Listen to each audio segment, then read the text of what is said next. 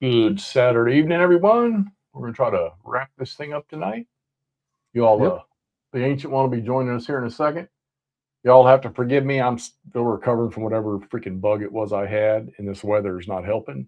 Hexy can't get on the golf course. He's not a happy boy. So, I couldn't get on the golf course today. So I think what we're going to do tonight is I think Alan's going to just finish it up with Mark, and I'll try to watch comments and see if we can't. What do we got to do? Keep him 4 hexes away from that damn.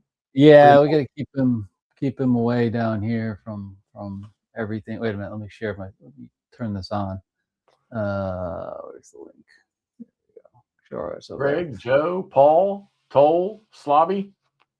I know Chuck's in here, no doubt. Oh yeah, Chuck was the first one. Chuck was right there when I got in here, so that's good. So yeah, hey everybody, welcome. Well, while we're waiting here for Mark, I know he's getting here because I see him joining Vassal here, and give you the introduction of where we left off. So we're under the last turn.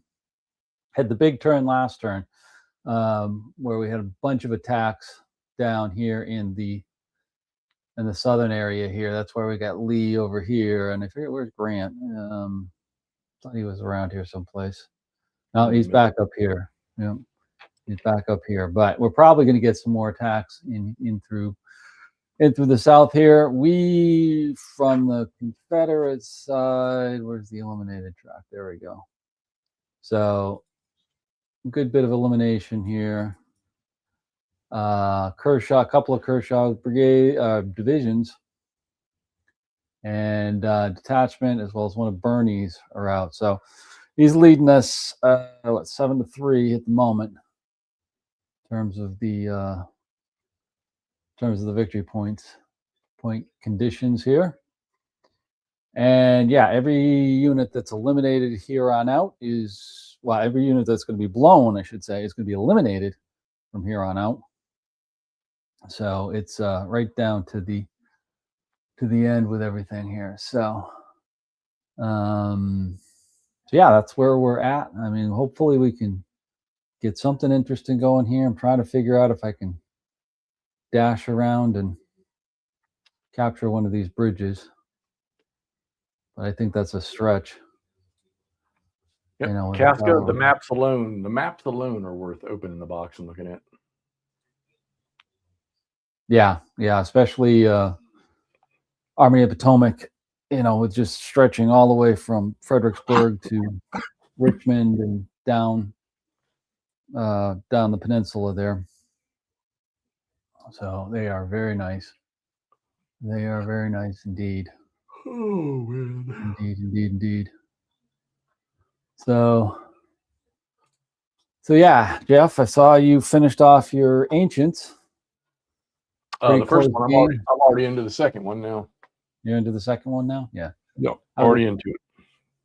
Yeah, that was a close one with the first one there. What was it? The something Valley? I can't remember it now. Aragon Valley. Yeah, Aragon Valley.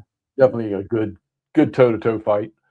This next one here, though, is I had to backtrack because I want to, at least I'm going to play him, try to play him in some kind of chronological order.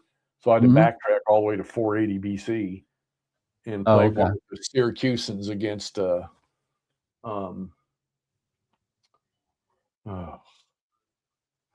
Carthaginians. Oh, okay. All right.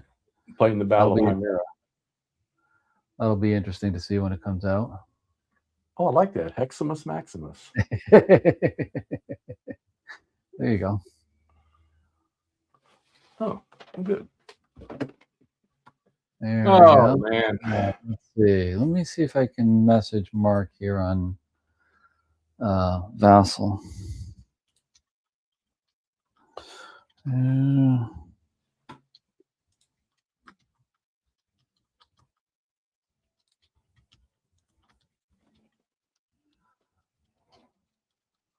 So yeah, we've got Mark on Vassal here. I'm not quite sure what's holding him up on StreamYard, but people just hang out here for a minute. We can hopefully get this thing started, or ended, I should say. Not started. We've already started it. Ending it now. So lots of good stuff. Lots of good stuff. I don't know. Let's see what's new in ACW. Not much. Everything came out. We got it all now. Yep. I got to start punching that to get that ready to. You have not punched 3 Dog? I have not. Here it is. You are a slacker. It's still sitting in the box, and even more so if I come over here. It's still in pristine condition. And where are they? There they are at the bottom. Look at that. All still unpunched. Look at that. Still ready to be punched. Not the ancient one, but we got an ancient one. Yeah. Wardrobe. Hey, Wardrobe. Oh, hi. Oh, hi, everyone. Hello. Oh. How are you doing? Good, good. Are you waiting? We are waiting for Mark. We're not quite sure what's the technical He probably issue. had a bigger channel reach out to him and want to go live. So he's in the room. Well, that would be kind of weird because he's on our Vassal, Vassal room. I don't know if you know this, but Mark's a smart guy. He's playing this game without being on with you guys, and then he's playing another game and being on another show with some other guys, and then. Oh, there we go. He can multitask. There we go. Yeah. So, what are you guys finishing a scenario, or are you starting a new one? No, we're finishing the wilderness one we started about a week and a half ago. So we just got one more turn. Mark. Oh, that's right. Yeah, I forgot. So kind of like, yeah, sure. Let's do it. Let's do it. So it's a Saturday night. Beautiful. Kind of waiting on him. And, and that was your GB. That was your 3 Dog there you were showing us? Yes. Yeah. I said I've got to get started punching this stuff so we can bring it down to Harper's Ferry. And Jeff was shocked. I shocked Jeff. Oh. He said it was still unpunched and unclipped. Well, Jeff had his done the day he got it. Like he had it sorted, trade labeled, blah blah blah. The guy's an animal. No one can beat Jeff. I know. In punching, anyway. Punching, clipping, sorting, painting, playing ancients. I guess I'm a little worried he's just going to start putting all of his guys here in this game in line formation, marching, bringing elephants on. Oh, doing the elephant. I got chariots on this next one. So. Oh yeah. Yeah. Is it like ASL and gets super complicated when you bring in vehicles? It adds a little more flavor. Yeah. It's funny that the first turn of this game here, there's cavalry that arrived in a port right in the middle of the enemy's camp. Oh. And the enemy thought they were their cavalry. Oh, that's awesome. So they get to raise hell for the first turn without any consequence. That's kind of fun. Yeah. I didn't know this. I read that newsletter from GMT. I didn't see the Battle for the Ozarks in there. You better resend him the link again, Alan. Oh, because okay. he's yeah. Oh yeah, because he says I'm waiting in StreamYard. Waiting for what? Waiting for what? Here. He got a different link probably. No, I sent them the invite link. So let me go do it again. Hold on. Yeah, Casca, they're really, really nice. Chariot bypass. Yep. Well, I haven't got to that yet, but there's only, I think there's 3 chariot units in this one. So, but the freaking Syracusans are nothing but 2 hex heavy infantry. Every one of them. And Ross, that game's not pre-order yet, is it? I guess I can go look. I wonder if I should buy it before I sell on my ACW. I don't know. Because like I say, maybe I should buy it, and I'm an agent. Buy it, and then you sell all your stuff, knowing that I'll probably sell mine. So, and you can. Yeah, I should sell it to you $50 a box, so you can give it to Noble Knight for $25. Yep. And then when you're ready for it, I can buy it from Noble Knight for $105. Yeah, this is perfect. I think we got it. I think we have a plan. We got a plan. Let's go. Mark's trying to get on somebody else's StreamYard. It says I'm backstage. No, I just sent them the link. You're not in ours, Mark. We no see you. He probably wrong link. I sent him the link again. It's the same one from the invite. I don't know why he don't turn his Facebook on. Turn your Facebook on, Mark.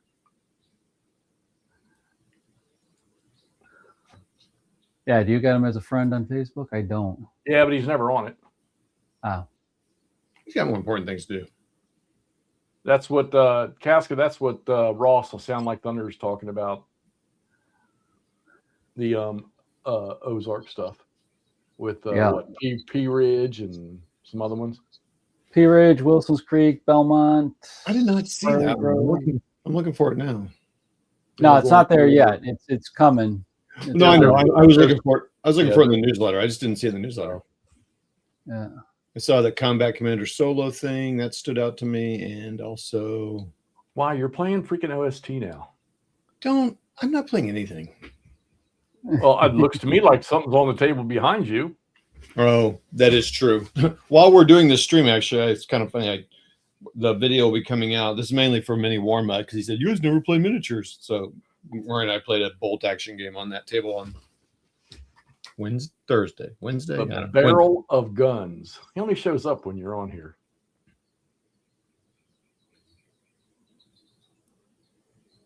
Yeah, that's the right link, Mark. You got something's wrong. Oh, that's weird. Well, I've never seen that happen before. Yeah. I've seen you in the hit list here, buddy. AM3UW7P. Yeah, that's it.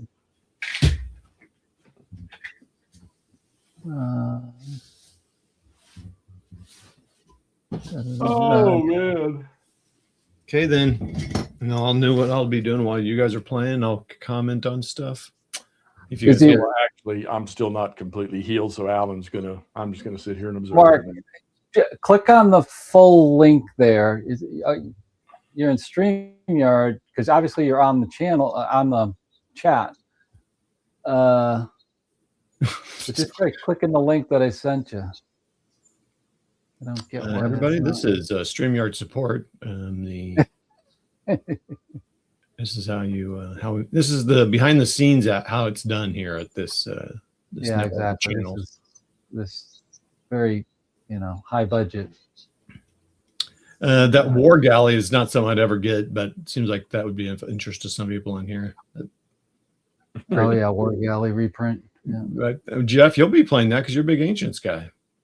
Does it involve water? Yes. Pass. And you're not. I don't even know if that's Ancients, honestly. Yeah, I think it is. A lot of triremes and crap like that, probably. I can't put him in I can't put it in the private chat because he's not in here. Fields of Fire. The turn Facebook on. Get on Facebook. We'll send you a link on Facebook, Mark. Turn your Facebook on. Just get Facebook on because I've emailed it to you. That's the link. So, what's everyone else doing out there while they're waiting for us to get this figured out? You in the chat.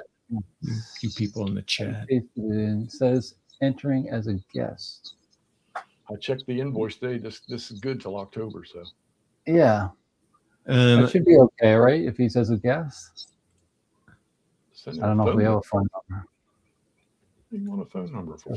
Phone number. I don't know if there is a phone number for this. No, there's not. Oh, some programs have a number you can call into to. No, this isn't. Dialing. We ain't fancy like that. Huh. That's a bummer, man. I wonder what's happened. Yeah, I don't get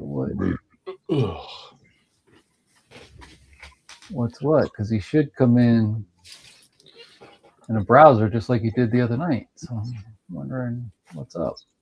I sent it on Facebook, but he's not watching that. He gets on there sometimes. I think he posts on there sometimes. He was posting about So you think it's cool? I just threw away all the full ACW stuff out of my 3-dog to lighten the box up. Yeah, I pulled it out. Yeah. Yeah, I just threw it away. He's telling you to email him your phone number. Oh, yeah. Oh. Yeah. So you can talk. Mine.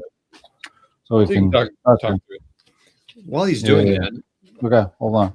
Jeff, I know you guys talked about this, but I think I missed that part of I wasn't on for all your unboxing of 3-dog, but I really like those big hex.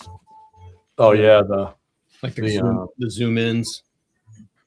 Yeah, those are nice looking. Yeah, I'm just so glad they're doing that now. I know they do that in Army Group South, and I know they're doing a lot of ACW games, but everybody seems to like those. I got no place to set it up right now. I got 2 games over there. I'm still messing with Terry's game, and then when you said it required 4 sleds or whatever counter trays, I was like, didn't know they were coming with them too. And that was pretty awesome.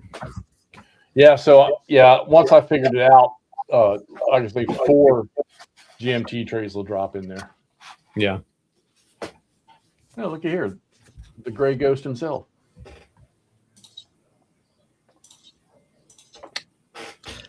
Well. I should have got dressed up for this occasion. I didn't know you were coming. I mean, oh wait, well, you're just wearing a t-shirt too. Are your sleeves cut off yet? No, but I got a big stain in the middle of this. See it? Oh yeah. Now you're reaching our level. He'll be there. I changed to a clean old t-shirt. You got a dirty old sweatshirt on. Dirty old sweatshirt, no pants on, then you'll be right in with us. Oh yeah. How's it going, Ross? Going good. I'm working on the P Ridge playtest module, get that to Clinton, and then he's got his full playtest suite to get that moving. Because it's going into the queue for pre-order later this summer. And that's going to include... What do we got that hasn't? So we got Simple. That's the Simple kit is on pre-order. Stepping into Hell is on pre-order. There he is. Oh, backstage. Okay, he made it. I got you. He made it. Damn, pay them New York internet gerbils more money so you have better internet. No. Oh, hang on. I got to kill the other volume. Yeah, Doug, good. I'm glad I saved you a couple dollars. I'm in real time now. I don't know. It was the screen's very small. I thought I was in, but I had to push another button. That's all. Apologies. Yeah, crap happens. Yeah. But now I have Alan's phone number, so I can torture him anytime I want now. Yeah, perfect. So you guys ready to play this last turn? Yep. Or so what I'm going to do is I have you on the TV set so I can see in a 10-second delay, but I'm going to bring up the thing, and I want to just talk for a moment, just so everybody's on the same sheet of music. Is that okay? Mm-hmm. Yeah. Okay, yeah, so I'm sharing out now. So yeah, you guys see I'm synchronized, sending synchronization. Please wait a few minutes. Oh, so I have to synchronize again, I guess. Is that what it's telling no, me? you should be. You're in here, I think. Yeah, I mean, I see the map, and I'm moving. You see me moving the map around? I don't say moving a map, but I'll move a unit. Move a unit. All right, I'm gonna move this cavalry unit. Did that move? Yeah, that moved. Yep, that's fine. You're in. Good. Yep. Okay, good. So, what I wanted to do for folks who, I would like to bring your attention to. I can use this radar thing. See these you guys right here? Yeah, Field. And Kershaw. Yeah, Kershaw, Field C, Field A, right? And his cavalry unit. So this is just because I want to make sure that you understand. This is a rule that is, I think it's well written, but sometimes people are confused. So these 3 units are all 5 hexes from A, you see? So in other words, 1, 2, 3, 4, 5, right? Okay. Any unit that's in that zone, it's ZOC and ZOI don't block outside of the zone any strategic, pathways. Now, this guy and this guy are outside the zone. They totally prevent. They block. Yeah. They do block it. So realistically, if I'm able to, obviously we'll be maneuvering and moving around, but if I can clear this zone in here, it'll be a Union strategic victory. I just didn't want to catch you guys off guard by all of a sudden pulling that one if you didn't understand what's going on geometrically. Yep. I was just looking at that before we got on, just to make sure that I was clear. And thanks for pointing that out. But yeah. Yeah, because the way the rule's written is it says a unit within the zone to include its ZOC and ZOI do not project or block. So, in other words, if like I said, I just didn't want to I just want to make sure you guys knew what was going on. Yeah. Let me with that though, I did have one question. I'm glad, like I said, glad you brought that up. Like this guy here, Field B, right there. Yeah, Field B. Yeah. He's outside the zone. Now let's just say, for the sake of argument, he's outside the zone. But does his ZOI and ZOC being projected back into the zone, does that count for blocking? It counts for any kind of game purpose, but it won't block the strategic path. Okay. So the strategic path is basically an umbrella around, in this case, the A hex. And right, but if he was but if you think about it logically, if he's projecting a ZOI into the zone, then he's outside the zone. Therefore, he was blocking it anyway.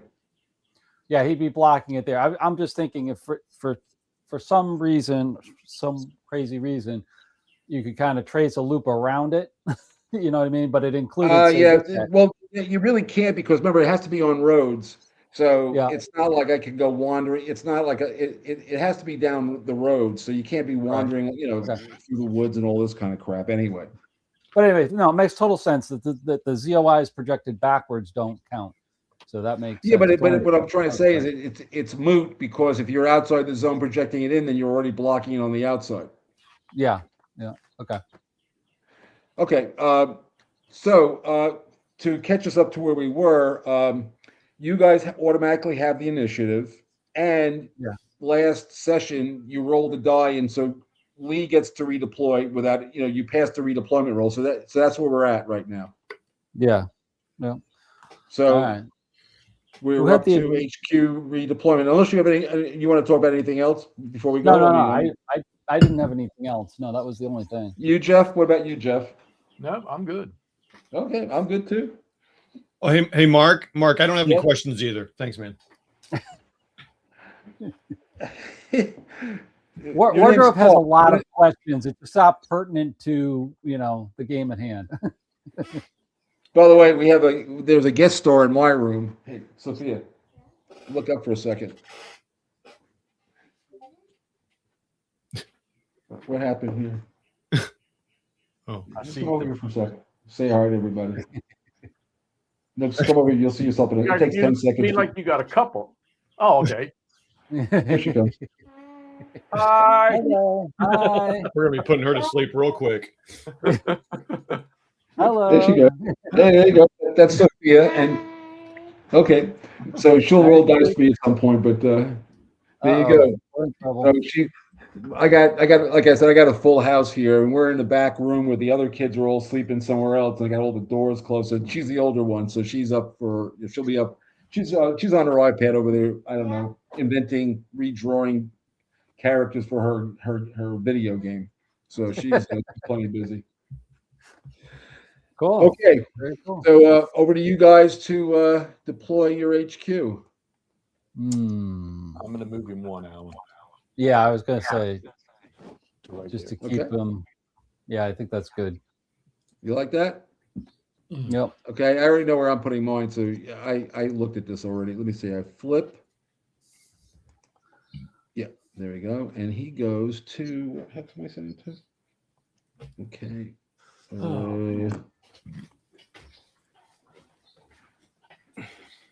He's going to Mrs. Rowe's house. He's going to sit on the porch and watch the war. And whittle. Whittle. He's going to whittle on that porch right there. Chew on a cigar.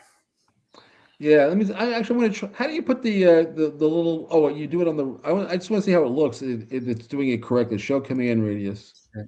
1, 2, 3, 4, 5. Okay, that is being done correctly. Good. Yeah. Yeah, that's fine. 1, 2, 3, 4, 5. Yep, that'll do her. What did Kibler do to them? What map change was there that Charles Kibler did? Oh, well, no, he didn't do a map change. What it is that the original Vassal set was done with a earlier, one of the play tests for, like not the ultimate, like a penultimate version of the game. And so what was clearly missing was Right one of the here. most important hexes in the game is this one. Yeah, it was missing Laurel Hill. I don't know why. Like I said, I don't remember. Joel made this long ago, and I just never looked at it.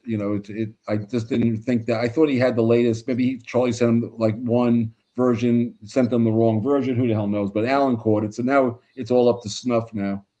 Yeah, and particularly important for the Spotsylvania scenario. Not so much for us, but Yeah, it had no effect on this game because the terrain around here hasn't changed since forever. But that Laurel Hill might have been. I don't know. The other thing is he might have had it on another layer of a map that he sent them, like didn't send all the layers. Who the hell knows? Oh yeah. Anyway, Yep. It's correct now. That's all that matters. Okay, so there we go. So let's just go through the sequence of play here. Yeah, detachment. So we've redeployed. Do you guys want to put a detachment? Well, you don't have a detachment. I killed the only one you had. Yep. I don't have anything to recall. There's no off-map movement. It's formation determination first. And let me see. So I've got one here. I've got one here, though that guy's in the woods, so as soon as he moves, he's going to change formation anyway. No. These guys back here are okay. Oh, these guys will flip. This guy back here. Yeah, those back there. And now for you guys, you might have one or two. I don't know. I haven't looked carefully. None of those guys down in the bottom are eligible. No, there's only a couple. It was just Fitzy. Yeah, just a cab up there. Yeah. And Anderson B. Flipped over. That looks right. Okay, so now we're into disengagement. You guys go first. Are you going to disengage anybody? Ooh. We want to disengage. What looks interesting? Anything? Yeah, well, one of the main reasons why I went through that whole thing is the guy you do not want to disengage is Field B. Yeah. These guys. That was why I went through that whole dissertation, so to make sure you didn't think to do that. Yep.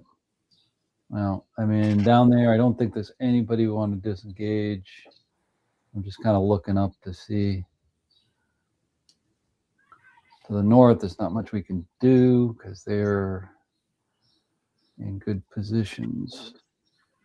I don't think there's any disengagement. All right. Jeff, any thoughts? Or I just tell me when you're I say good with that. We can't disengage because we need to keep him in check right where he's at. Yeah.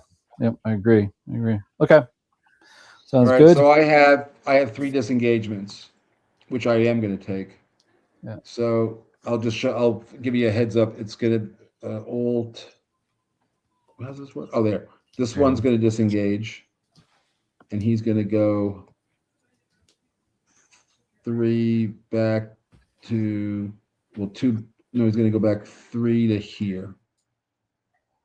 Okay, that's 1. Yep. And the next one, it's written down. I have a little map actually. I'm playing from. Where is this guy? I'm looking for. He's for oh, here he is. So we're gonna 1, 2, 3. That's my second one. Okay. And my third one is 1, 2, 3. Okay, I'm done with my disengagements. Good. So now we're up to. I don't think you guys weren't. I don't think anybody was constructing any field works, right? No field works. No, you just have the one up there, and it's already constructed. Yeah, and it's already constructed. So then you guys have the first move. Okay. Movement. Interesting. Interesting here. So he's disengaged.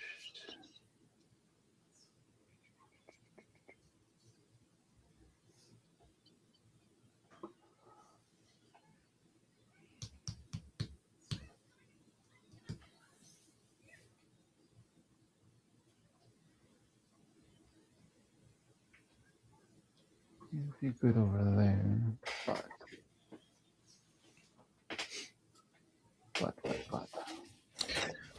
Mark, I saw you're going to be teaching this or demoing it in Minneapolis in July.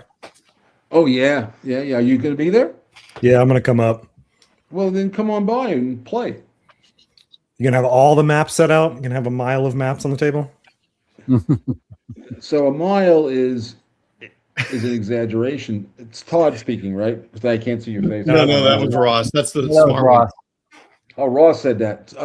Ross, yeah, you're on a TV over there in a 10-second delay, so I can't tell. I'm looking at another screen. The answer is I've asked for 2 6-foot tables, which will let me set up all the maps. And what I'm going to try to do what Alan was at GMT East. I set all the maps up, and I start one scenario in one end. I start another scenario at the other end, and start another scenario in the middle. So we get 3 scenarios going simultaneously, but you get to see all the maps. Yeah, that's cool. All right. All right, I'm going to take for sure.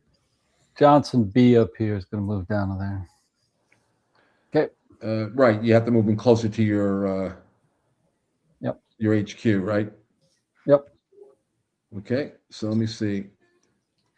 Oh, I didn't mean to move that guy. That was not my intention. Okay, so let's see how we're going to do this. I'm just going to put on Grant's command raise just so I can keep track of what's going on here.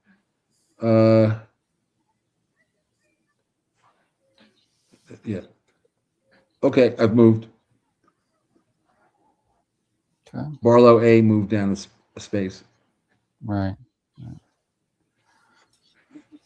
Whose screen are we seeing? Alan's? Mine, yeah. Okay. Yeah. I'm synchronized to Alan in the Vassal room. Yeah, all right. Just hit the radar signal when you're moving a piece, just so I can keep track. Oh of yeah, it. yeah. I'll give you a flash of the piece here. So Trying to think what to be next here.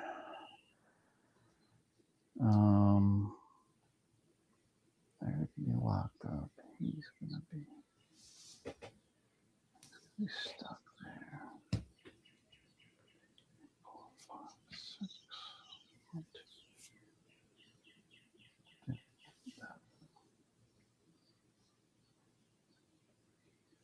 2. One of that. So I'll leave him there. Gonna leave him there.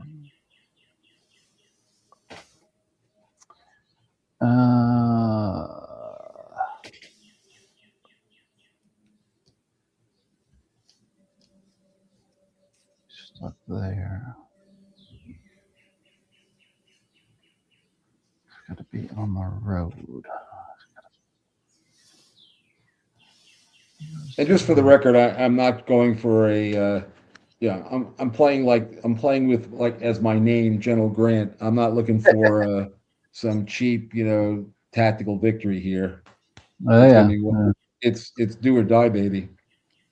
Yeah, I know. That's why that's kind of what I'm calculating here myself. Hey Hexy, how do you feel, by the way? You feeling better? Yeah, I'm still a little bit drugged, but it's going away. Whatever. I don't know what got me, but it got me. Oh, you hang out with a lot of different people, I'm sure, at work, so you get whatever they get.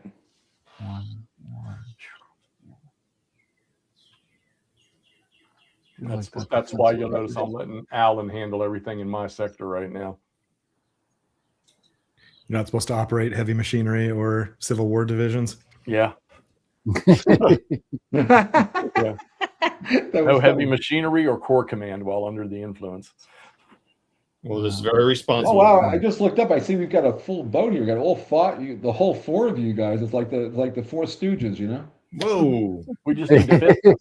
Hey, I was a big Stooges fan. That's not an insult. I gotta move him down there, but he's gonna be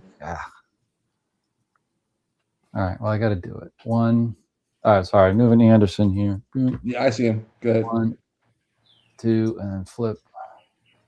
Okay, so Anderson went 1, 2, and he flipped. Right, I see him. Okay, so my next move is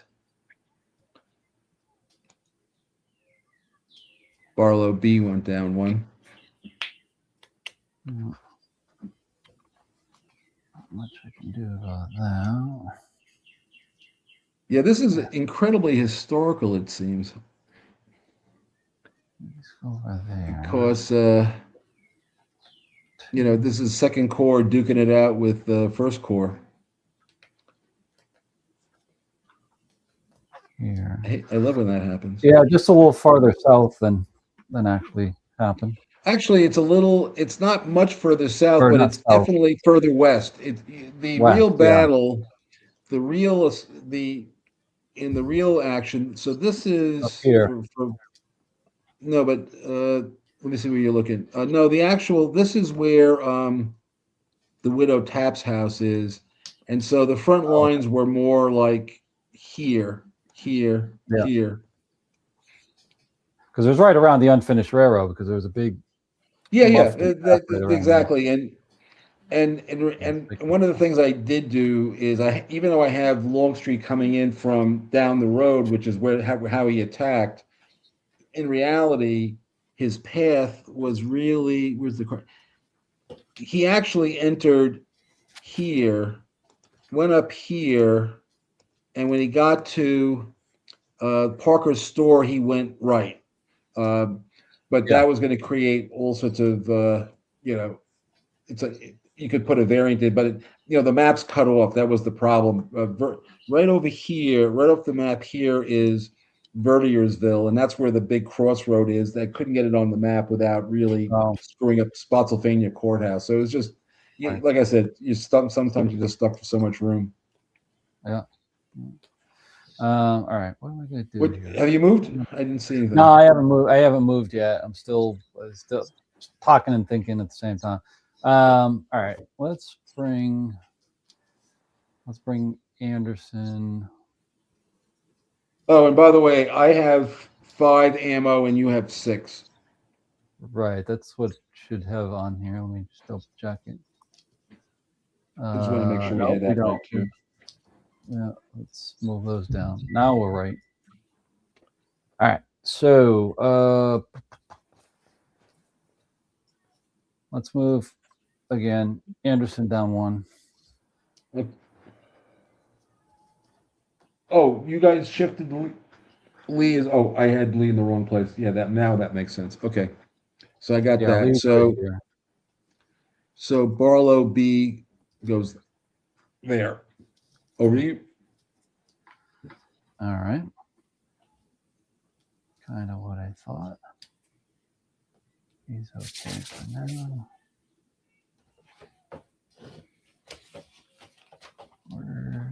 And for what it's worth, remember when HQs of 2 or 3 stars are showing, whether you use the HQ or not, pursuit, if possible, is up to 2 hexes. Oh, after a successful attack? Well, you don't pursue after an unsuccessful attack. True. But yes, I was just being a jerk. But yes, you're correct. Only if you win the battle. We approve of that behavior here. Okay, well, That's okay. That's okay. This is. I got a 9-year-old here. I got to show respect, Yeah, well, that should end right now. Actually, she's been writing songs and using GarageBand to make to record her first. She writes songs and she does all sorts of cool stuff. I mean, it's amazing what they do with this stuff. Okay, Johnson A. Gonna move there. so who was that? That was Johnson A. A moving adjacent to those other guys. 2009. Got it. Yeah. No, I see it. I remember I'm translating this to a written map, the real map. Okay, Barlow A's moved. That's what I thought was going to happen. Well, I So wasn't trying to be. I'm attacking you. What did you think was gonna? Remember, you always talk about how much this game is all about maneuver. Not right now. no, well, I know where you're going. So Yeah, Johnson of course. A Now move. Johnson B. Okay, Johnson B moved, closed in on Johnson A. Yeah, Johnson A moved next to Johnson B. Yeah, I see him. I see him. Okay, so this guy now goes here. Okay. And he'll go here. Okay, so now I got to see where Grant's. Or actually, no, I can't do that. Wait a minute. He's got to go. He's got to go. Well, I don't know way. where. As long remember, once you're inside his 1, 2, 3, 4. Well, he's inside his command range now. Is he? Wait a minute. Yeah, I think. Oh so. yeah, he was. Okay, so he can go that way. Okay. All right. So he is. Wait, he's adjacent to Robinson, A. Yeah, that was a legal move. That was totally cool. Now, Hef A and B. Oh, that was Johnson A who moved, not Johnson B. No, Johnson B is still back to Yeah. the. So, so you moved him up twice. Okay, wait. Let me just. Okay, Yeah. Okay, I'm just making sure I got this correct. Oh, so Johnson B is actually. Yeah, he's like that in that line. Okay, I'm good. Okay, so now I want to make sure I get this right. Okay.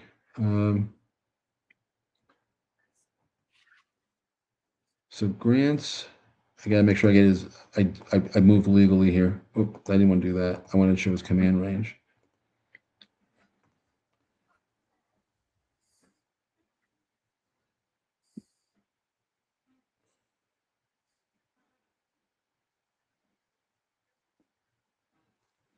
Where's the other ninth corps guy?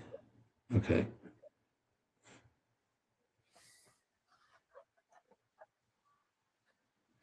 So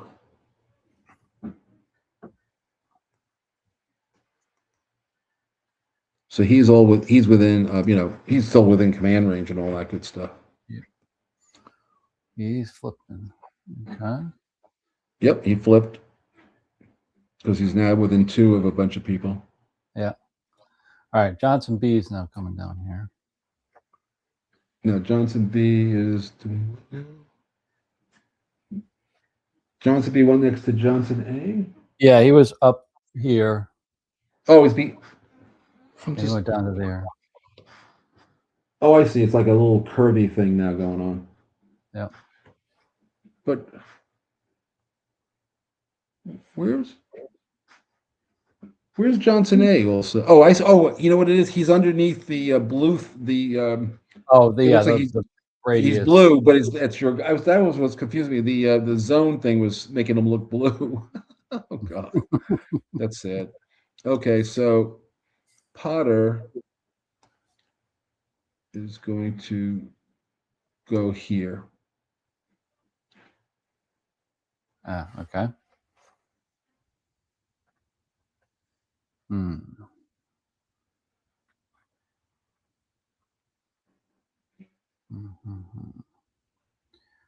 Interesting. That's okay.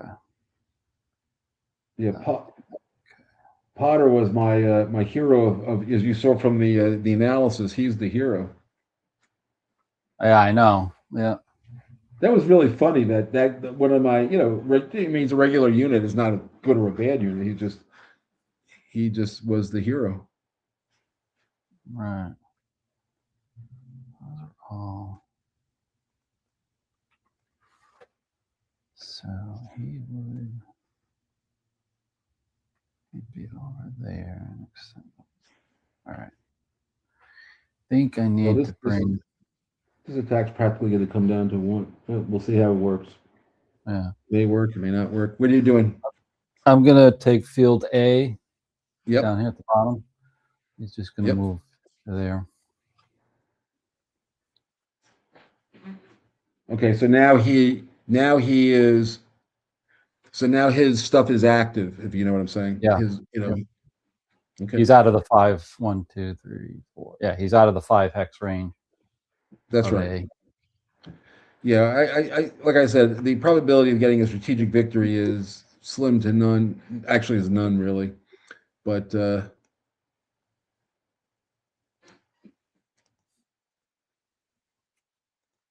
now he's moving closer towards Grant, so it's okay. Yep. Yeah. How do I want to play this? Actually, I think I want to take Anderson. No, not quite yet. Grant or Lee. Oh yeah, I know what I need to do. Johnson B up here. Sorry, I'm going back up here. Yep, got him. Gonna come on to the unfinished railroad next time. Okay. Robinson Nice. A. Okay. Hey, Sophia. Sophia.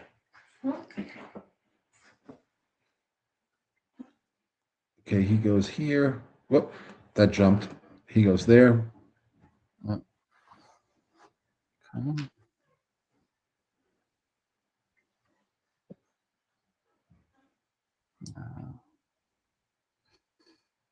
Yeah, okay, that's all right. Oops. Think.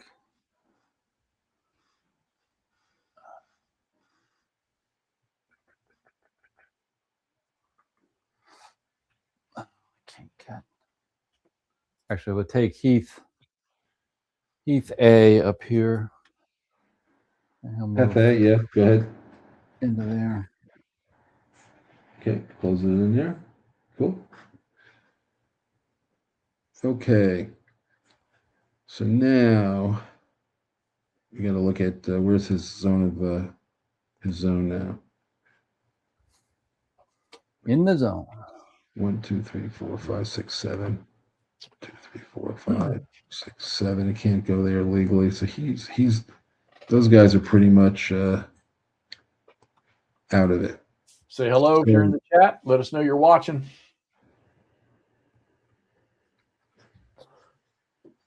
Oh, hang on.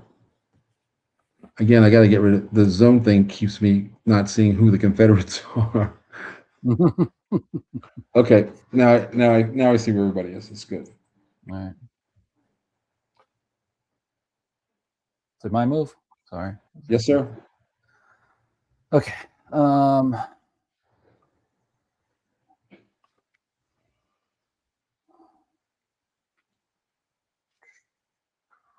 get much more going, I think. Get that attack He's got to move. on. All right. I'm going to take Anderson down here next to Lee. Yep. He's going Where's to he go going? marching backwards a bit. Backwards as long as he stays in his zone, it's all good. Yep. So this guy is at this bridge. Okay, so he's here. And you sent Anderson back the way he came. Okay. Yep. So Gibbon B will move into the space. Okay. Come on, folks. 25 people out there watching. I've only seen about 10 say hey. Say hello. Anderson. Yeah. Don't You take jump long. on them there. You get them, Hexy. You don't let that happen. Anderson B just moved up next to Gibbon B. Okay. Yep, he sure did. And Griffin B has moved. Oh. Yeah, that field A move, Alan, that's exactly what I was thinking. Cross that river. Yeah. Yeah. Like I said, I couldn't stop you. You could have done that move at any time because you were going first, so it didn't really matter. I couldn't stop that move. Well, just look and see what we have left here. Well, yeah, Mark, while he's moving, I started the Battle of Himera. That's Himera. Okay. Interesting little thing with that cavalry at the port. Yeah, it's interesting. How many, the original Alexander, when I created the system from, in the beginning, I was doing it for GMT directly. It only had the 4 famous battles, but there's just all of those, Philip of Macedon battles and early Alexander trying to consolidate his power battles, and they fought the Greeks and all this kind of stuff, which got added later on. It's kind of cool. Did you move, Alan? No, I'm looking to see what I have left. Oh, okay. I just want to make sure. I didn't miss it. That's all. No, I'm thinking I'm gonna pass it to you because I don't see anything else that's looking good. So Okay. roll the dice. All right. So, hey, Sophia, come here to Grandpa. Oh, I love that name. Tell me you named her after they named her after Sophia Loren. She's Sophia. So, come over here. Here? The mouse is over here. You see that little gray dog there? I Yeah. want you to click it. Okay, like this. Yep. Well done. Good job. Yay. Yeah. There we all go. right. Training. So I've got I don't know how many. Let me count them up. Hey, she's waiting. I got 1. Oh no, he's in a ZOI. Let me see what I got here. 4. There's only guys that are within range of the active. So it's actually not that many moves, by the way, because Grant's he's in command range. So that's the other. So I got 1, 2, Oh, yeah. 3, 4, 5, 6, 2, 3, 6. 4. I think I have 7 guys that are, but maybe did I miscount that? Let me see. 1. No, that guy doesn't count. I might have miscounted. Wait, 1, 2, 3, 3, 4. I think I've only got 4 plus 3 is 7 moves. 7 moves. Yeah. Okay. All right, so this is not going to take long. So let me just make sure I don't screw this up. 1, 2. That's 1. Yep. 2, 3.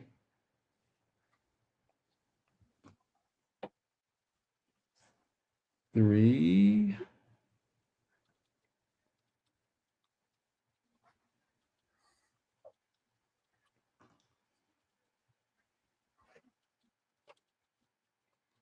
3, 4, 5, 6. How many do I have? 7. And 1 more. 6. Yeah, I'm not going to be able to do much with this one. 7. I don't want to block anybody's retreat route. Okay, so we're up to combat, my friend. You go first. All right. Get rid of the radius. So we'll start over here with Johnson A. Yep.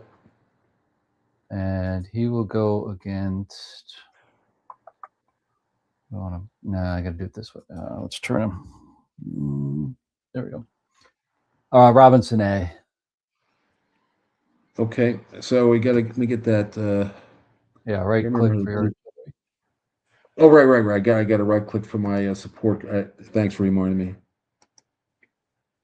Oh wait, you'll have to show me the trick to. I couldn't figure out how to chat in this window here.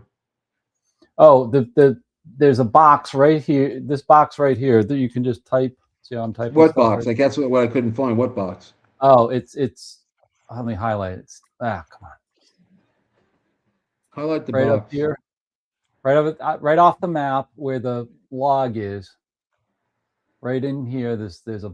Oh, you can't see the box on there, can you? I guess I'm looking at it now. There's a little box right underneath the log of the moves and everything, and you can type in something there. Wait. It's on the top toolbar or somewhere else. Yeah, it's in the log. See the log right here? Can I flash this? No, I can't. I don't see the log. That's the problem. Oh, you're not. Mark, you probably got the separate windows set up, so you're just seeing the map. Yeah. Oh, I do have the other ones, but is it some other? You got to toggle over to where the text log is, and it'll have a text entry at the bottom of it. Yeah, I guess I'm. Let me just see something. We've actually got. I see. Is it part of the is it part of the online stuff or is it something else? No. It'll be right below all the scrolling text of where we're rolling dice and everything. Yeah, right. Oh, right it's below here. that, you mean? Oh, I Yeah. see. Wait, hang on.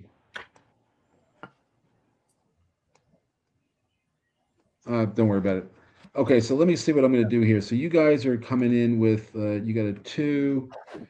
You're probably throwing artillery. So you got 2, 3, 4, 5, 6, 7, 8, 9. You're going to hit me with 9 versus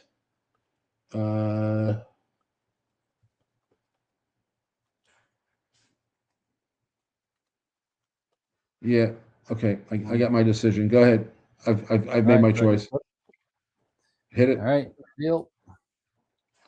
Yep. All right. Both using it. So yeah, So I'm a 9. and I'm a 5. Oh no, I'm not a 5. No, you I got am going to be a 6. 5. I'm not throwing in Grant. You're not throwing in Grant. I am not throwing in Grant.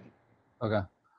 So you'd be a 6, right? Because you got support from Griffin B there. 1, 5, 6. You're right. It's a 9v6. Yep. You roll and I'll roll. All right, here we go. Evening, William. I saw you, 6. buddy. I just didn't say nothing. 6 Sorry. is an SA. Good. Yep. And 1 is definitely a D. So an D. SA versus a D is defender blown. You got yourself some victory points there, boy. There you go. That's what I was looking for. Blown. That might have been it right there. Okay, and you can't advance. Yeah, I can't advance. Did you win us something? He did. I did. I just knocked out Robinson A from him. We got 3 more Great. points. And I'm glad I didn't throw in Grant because it wouldn't have made a difference. All right. So here's my attack. It's going to be Bernie B hitting Wilcox, Yeah, this is gonna hurt. and I am throwing Grant in. All right. And let me get the artillery thingy. 4, 7, 8. So I'm going to be 2, 3, 4, It's a 5, It's a dice roll thing. 6, 7, 8. I'm going to be a 10 no matter what you do. Yeah, hold What on. are you- What are you doing? I'm not throwing in Lee, I don't think. I think we'll be an Okay. 8. We'll hold it at an 8. You're an 8? Yep. All right, 10v8. This is the big one. 9. Could be Grant getting killed, but it is an SA. Yeah. All right, Roll. here we go. 0. Here. There's what I was looking for. So much Oh, for that. I'm glad I didn't throw Grant in. All right, well, it's a defender Right. blown. Defender blown. So He's gone. so we just traded bodies. Yep. And I definitely advance. Where is he? Did I advance him? Yeah. He advanced, and now I have to roll a die. Grant's fine. Grant's fine. It's only 6. 4 plus 2 is a 6. All right. Okay, you're up. All right. Now let's go after. Let's go after the cheap points here. We'll take. Or Okay. try to. Let's go with field A down here. Where is he? Yeah. There we go. Versus Wilcox. Okay. Wilcox. Try to get him. All right. So I got. Where is he? Oh, hang on a second. I got it. So let me just catch this thing up so I can count easier. So Wilcox is out. Bernie B's here. Robinson A is out. Johnson A is here. So now it's starting to look like the wilderness, boys. Okay, so Wilcox is definitely in. Oh no, Wilcox is not in the command range anyway of Grant, so he's 1 hex out of it. Okay. So, and you are you are within Lee's range. command range. Okay, so let me see how this is.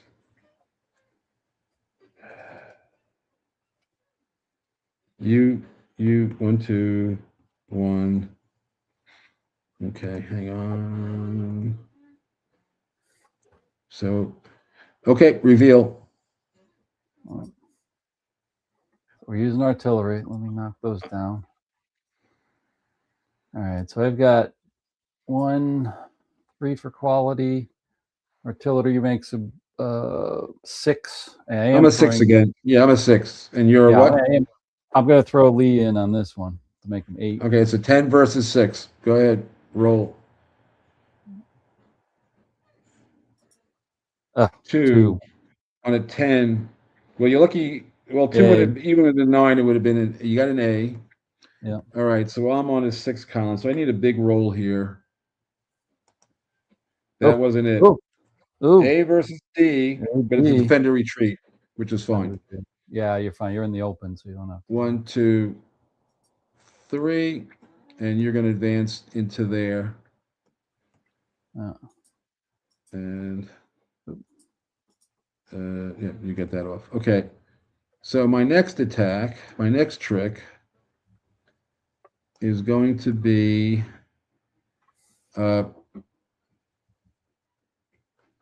Bernie is hitting the other part of Wilk. Let me see what I'm going to do here.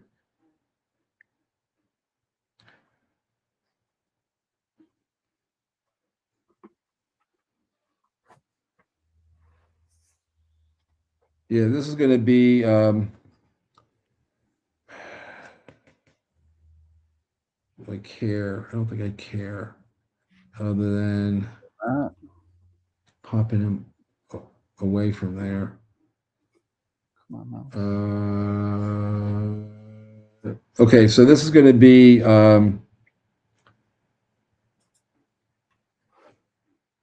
Bernie B versus Wilcox A. So that's over here. Yeah, it's that guy right there. Yeah. Yeah. So put the arrow in there. I don't. Oh yeah. So you connect those. Okay. Let's move that arrow so it's off my piece so I can get to. Let's see. Where are you? There you are. Okay. Okay. You can reveal it anytime you want. Yep. Alrighty. Yeah, I figured everybody's going in, and I am going to throw Grant in again.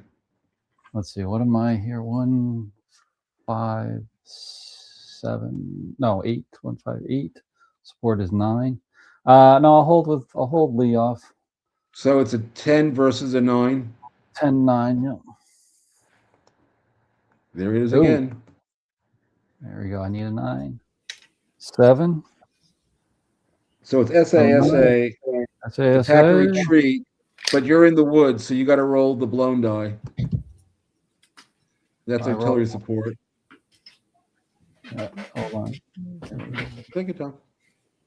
Retreat. You got away with it.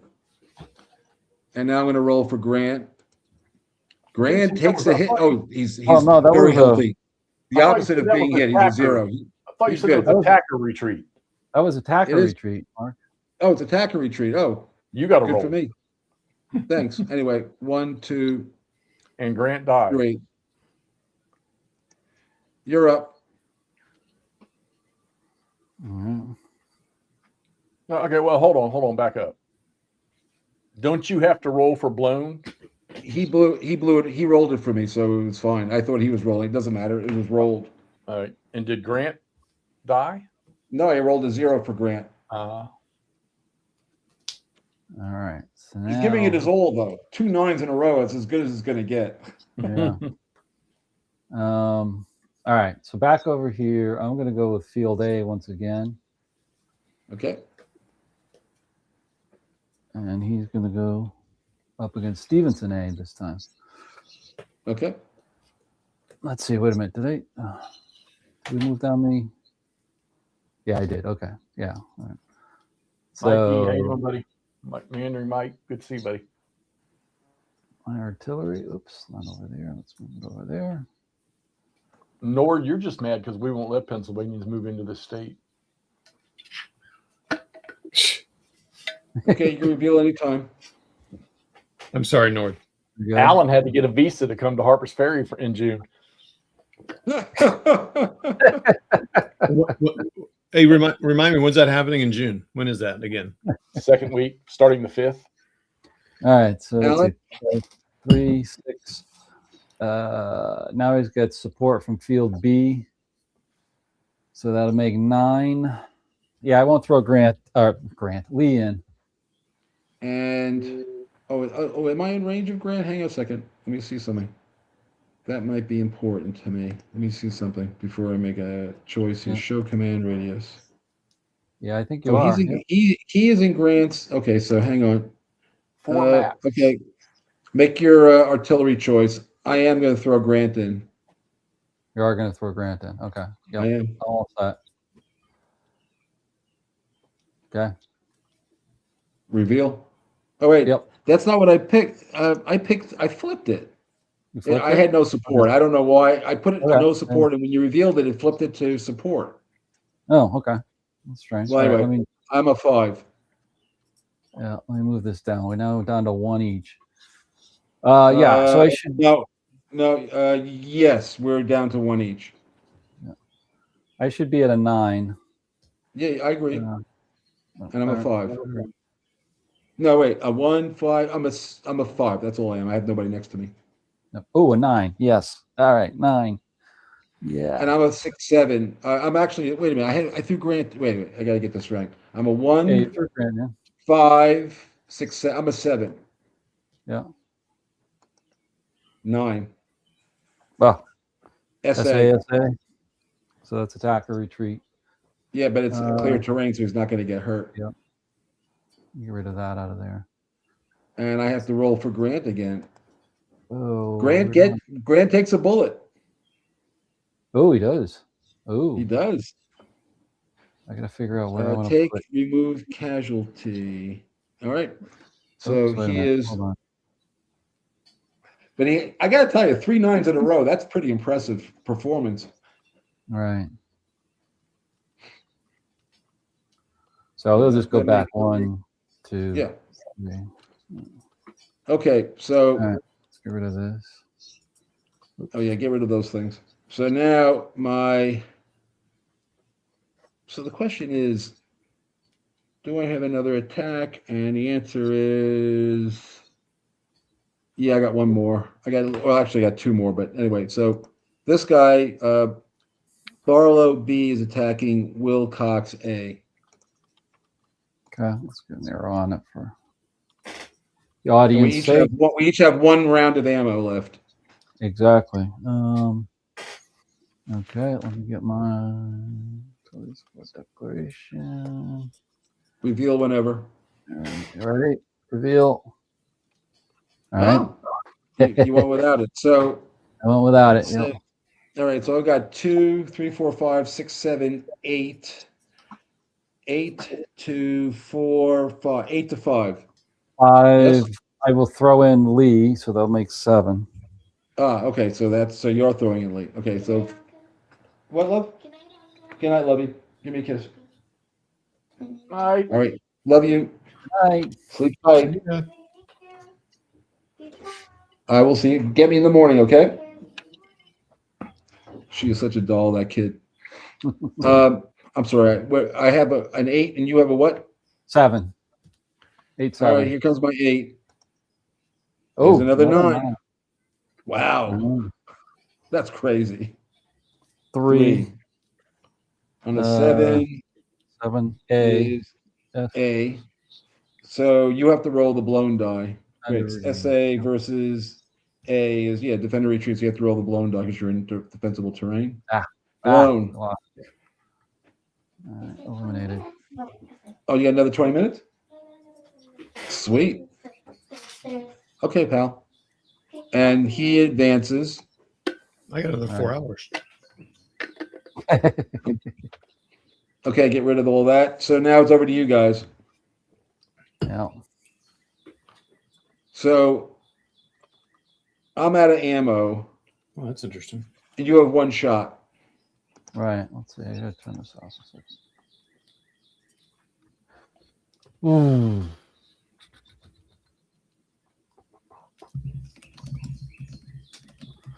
Yeah, so we're gonna take Anderson A. Who? Just Anderson just A highlight. right I don't here. know where are you looking? Oh, okay. Right there. And he's going after who? Mhm. Gibbon B. B. Yeah. Okay, and he's in good terrain. Good terrain. Okay. Yeah. So you're good. I'm a 5. Yeah, you're gonna be a 5.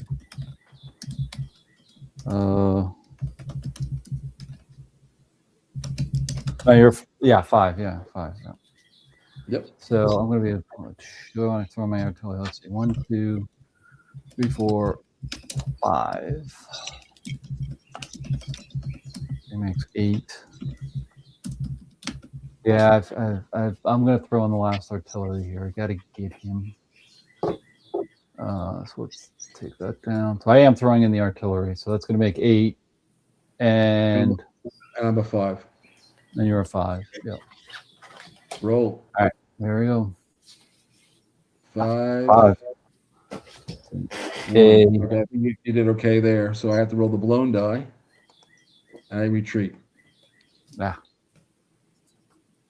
And you don't advance. no, I don't advance. So at this Okay. point, I think there's really not much more to be had here. I'm gonna pass. So it's over to you. You roll a die. Just roll a 10-sided die. We'll just see how many attacks you get, and we'll worry about it from there. 0. 0. You have 3 attacks, but I'm sure that's 3 more than you need, or 2 more than you need. Well, let me see here. What do we got for eliminated units? Where's Robinson? What happened to your eliminated Robinson unit? Probably this Disappeared. blown box. You see, at the moment, Oh, it's in the blown box. Yeah. yeah. So I've lost 2 units, right, to your 4 units. 4 units, and the detachment. Yeah. So it's 13 to 6, right? 36, 9. Yeah, 13 to 6. That's correct. Okay. All right. We got to find some good ones here. I got to go after Potter B, I think, right here. Okay. Defensible terrain. Yep. Across the river. Try to get him to even it up a little bit. There's no artillery, so I am 1, 2, supported with Kershaw. You're a 5. 5. Come on, I'm 5 unless you throw in Lee. I'm throwing in Lee for 7. So it's 7-5. All right, here we go. Oh. D. So I got an A and you got a D. So a D versus an A is an attack or retreat, but you got to roll the blown die. Well, no, you're in clear terrain. Oh no, you're in defensive. Now you're attacking across a river. River. Yep. That just did it right there. Horrible. All right. I think I just got to an operational victory, actually. I think you did. Delete off of there. Let's see. Hopefully I don't kill Lee here or Grant. Lee here. No, Lee's fine. You rolled a. Oh, what'd you roll? Oh, what'd you roll? I didn't. I rolled a 0. Oh yeah, you got to roll for Lee, but I'm sure he'll be fine. Hey, Mark, doesn't this guy stop that? What are you saying, my friend? Doesn't this guy right here? He's 10-second delay. Sorry, doesn't he stop that zone of influence? The field. No, field I'm B? behind. I mean, Potter B is behind a river. I'm not sure what you're asking. Yeah. Field B. You said zone of control, zone of influence outside the box. Oh no, there's no strategic victory. No, I said operational. I thought you said you just got a. No, I see. Remember, the 7-point difference or less is a tactical victory. 8 or more is an operational victory. Nobody's getting a strategic victory. Okay. Is that what you were asking? Yes, sir. Okay, we're good. All right. So let's see. 2 more attacks. Man, that stinks. So now you're up to 16 to 6, right? Yeah, at this point. Is there anything else we can do? 1, 2, 3, 4, 5. I mean, it's either Alan, it's either you just take whatever shots you got because I've only got 2 shots. I don't think it's going to work because I got to get, even if I got 2 units, it's not going to do it because, he's still got 5 units. It would be 5 to 4 at that point. So, I think we're there. I don't think we can get any more because I don't see anything that's going to cause blown units. Yeah, but that's serious. I buy into that. Hey, look, good news. We finished. There you go. Right. Yep. No, that was good. That was good. I'm glad. I'm glad. Well, first off, congratulations. I mean, I think it was I thought it was a well played game. I mean, and oh yeah, I liked it. And I have to say that last run of 9s for me, I don't know where that came from, but okay, shit happens. Good old Vassal dice. Good old Vassal dice. So yeah, could have gone either way. Although Grant did take a bullet, or his staff took a bullet, or something happened. Could have been me. Yeah. Who knows? Well, I've killed Grant 3 times. No, yeah, 3 times, 4 times. Sorry. Well, remember, every time you use your leader, it's a 6% chance he's going to become a casualty. And after 3, so 94 to the third power is going to probably get you to a pretty good number at that point. See, 9 by 9 is 8.8 and 0.7. Yeah, at that point you're 20. Yeah, you're starting to get up towards like a 16%, 1 in 6 chance of taking a leader casualty at that point. Oh, and it's also Grant. Yeah, it's like a 1 in 6 chance at that point.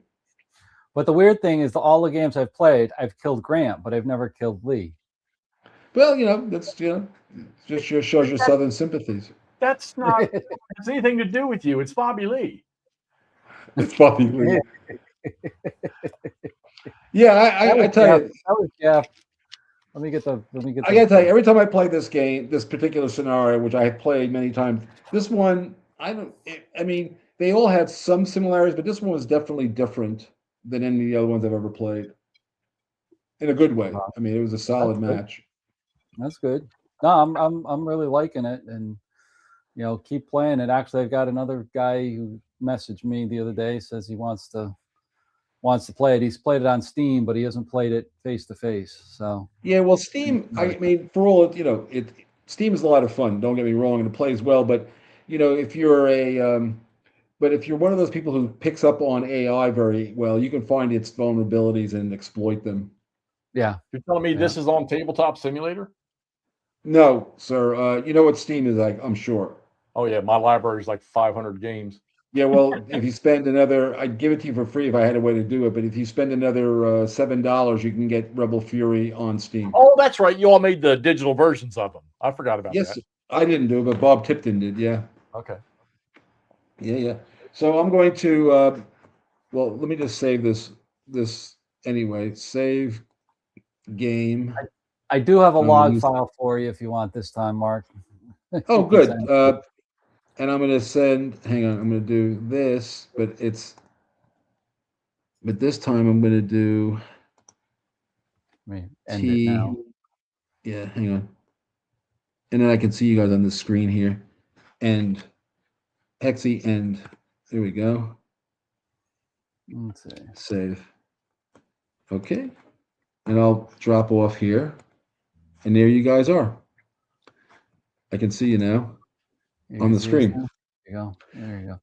Hey, Nord. Yeah, I don't need help like that. Well, Mark, what did you guys think? What do you think? Hexy, you were very quiet tonight. You must not be feeling well. Yeah, I'm trying to recover. So that's why Alan was doing everything because I don't have it. But I don't know if I got a feeling it probably never happens to you. But tell me if I'm wrong. You ever lose your mojo for really wanting to play anything or do anything? I mean, I go through it once in a while. If I'm really sick, yes. I mean, if you get really sick. I know I'm sick when I can't read. Like if I try to read and my brain can't even process the words, then I know I'm sick. So yes, I don't play games much when I'm really sick. But thankfully, I actually had a bad run during the winter, but now I'm having a good day, so I don't complain. There you go. Yeah. Well, I'm glad that I told Asa I wasn't even sure we're going to wrap this up. I'm kind of glad we did. It's kind of cool to see how this thing. I mean, this is proof that. Well, I mean, you've created a knockout because this thing came right down to literally the last turn as a decision maker on where the victory level went in this game. And I mean, and it seems to me that there's multiple options, I think, for either side to pursue victory in this game. I mean, you're given, and this is what I like. I hate games that are strictly casualty point evaluated for victory. I can't stand that. Although I get it. There were probably some battles in history that's all it was about. But the options of having multiple tiers of victory, I think that's just a wonderful thing in this system here. And, and you said it yourself last time, it's move, and towards the end, it's now you're fighting. Yeah, once you get to where you're going. And by the way, attrition, I mean, is a general, I mean, ultimately, you got to have some level of, performance. And I remember when I told the play testers that a strategic victory trumped any kind of casualties, they were like, "What? You kidding me?" I said, "You think Grant cared about how many people got killed? Look how many he killed. He didn't worry about that too much. He was going to win the war, and it was going to take as many. So attrition really wasn't a factor to him. And if you read I've read his correspondence. Anybody can. It's all online in the operation, official records of the rebellion. I mean, his thing was, hey, I didn't lose any units, and they did. So right. I'm doing good. That's how he looked at it. Well, I always found it interesting that throughout the entire war, Lincoln and I guess Stanton wouldn't allow any general to pull troops away from Washington until Grant come along. Yeah, well, the issue was though that what Grant did so Lincoln, if you ever play For the People, and I've gotten 25 years of criticism from a bunch of people who really don't know very much. You can see it all over Lincoln's correspondence. If he felt if he lost the capital even for a minute, he was done, and the Union would lose the war. And it pretty much results in that if the Rebs ever take it.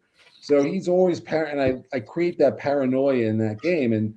And even if you look, in fact, I had a little show and tell for you guys. I literally just got some of this stuff today. So let me see. I see the camera. So here is. Nice timing, Wardrobe. Don't tease us. Don't.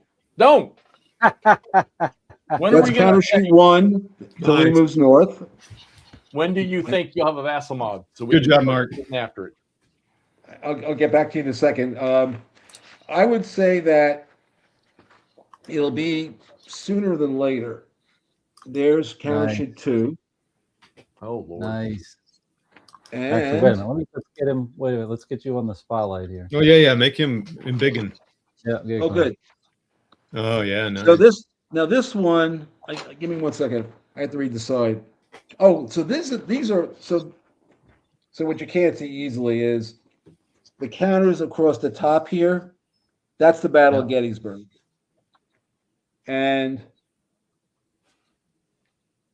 the counters here in this row, that's the June 23rd campaign that uses all 8 maps, if you want to do that.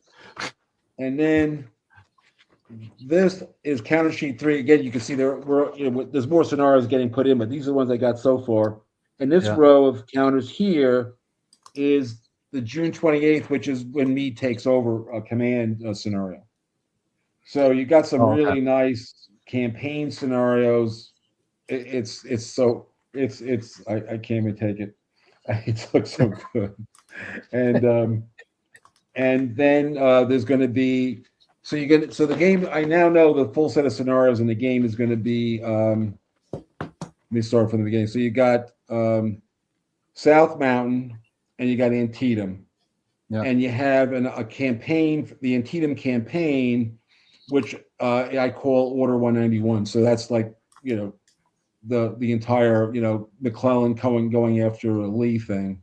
Then in 1863, you have the June 23rd campaign. You got the June 28th campaign.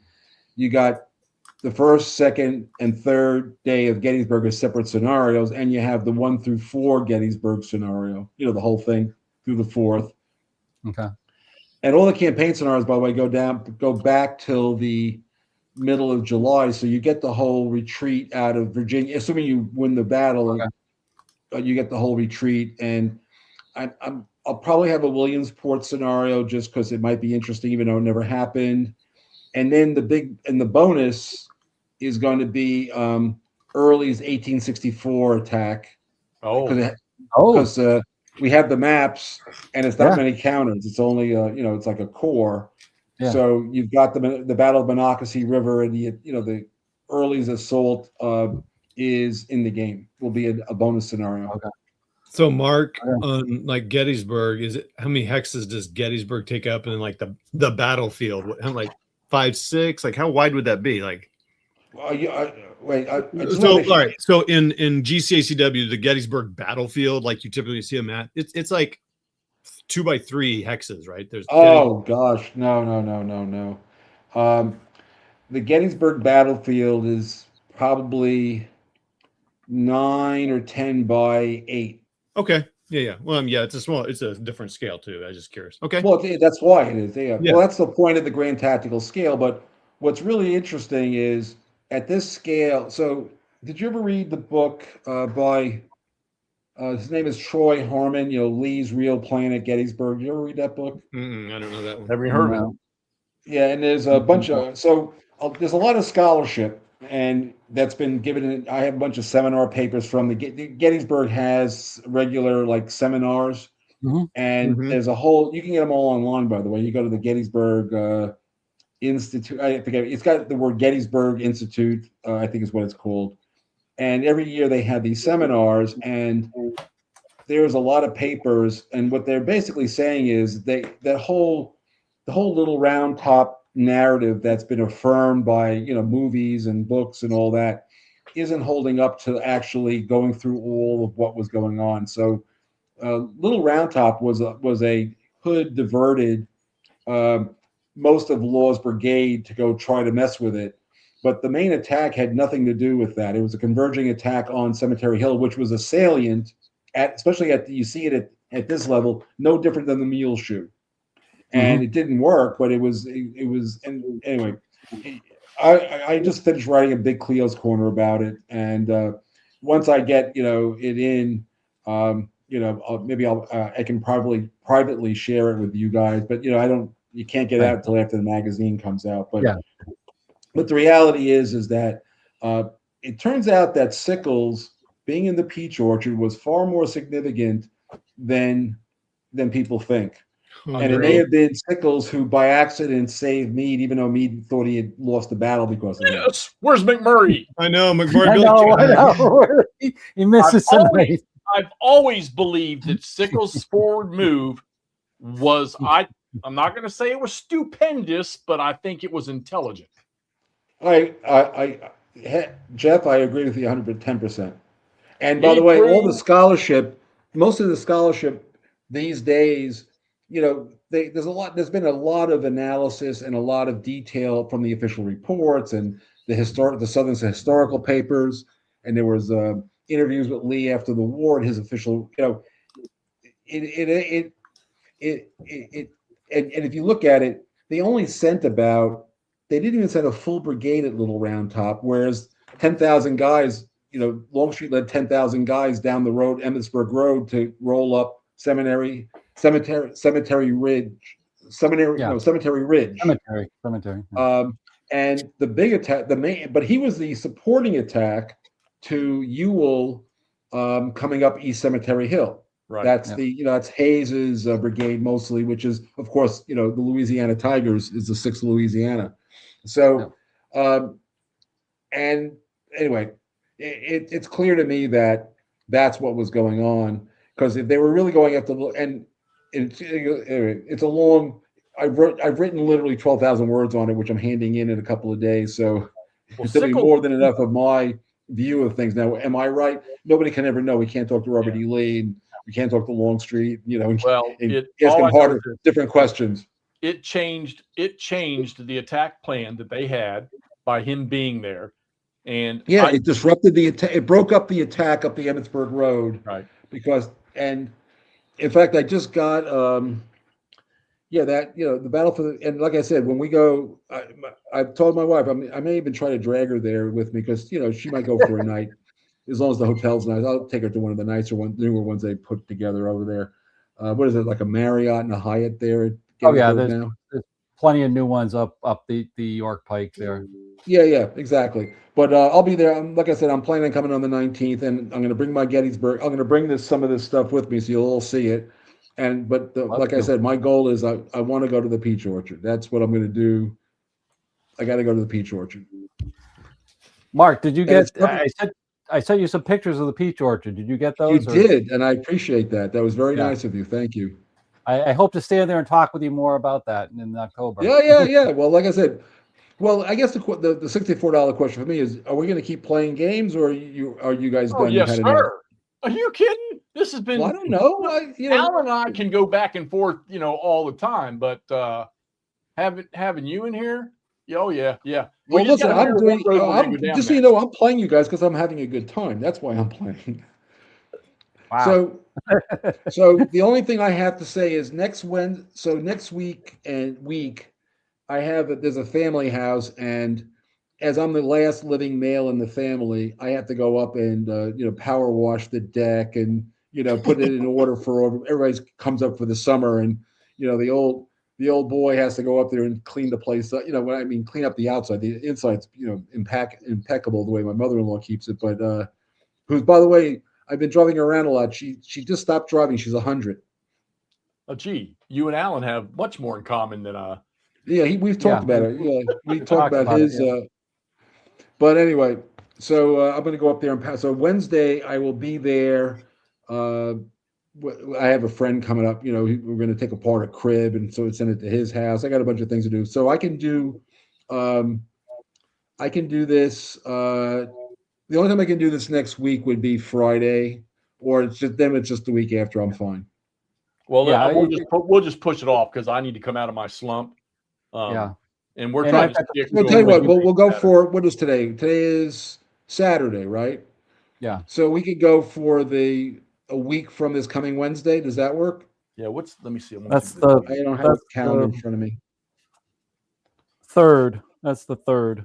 That's 2 days before we go to the. Yeah. Yep. Yeah. I don't see a problem with that. Yeah. I'm good with June 3rd. We'll talk. And now I have Alan's phone number in case that was just user error on my part. Now that you see this laptop didn't show me that there was more screen that I had to roll up on to find that button. That was the problem. I thought I was in. It said you're in the back to let you in, and I didn't read it carefully that you have to set up your studio. Yeah, no I didn't see the button. Well, now I know how it works now, so I won't make that mistake again. I only screw up once on anything, so it's fine.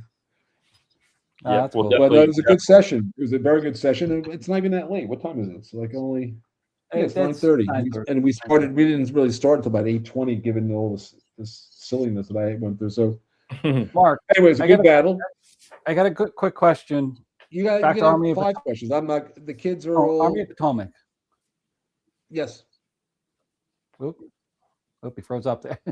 Oh, there he goes.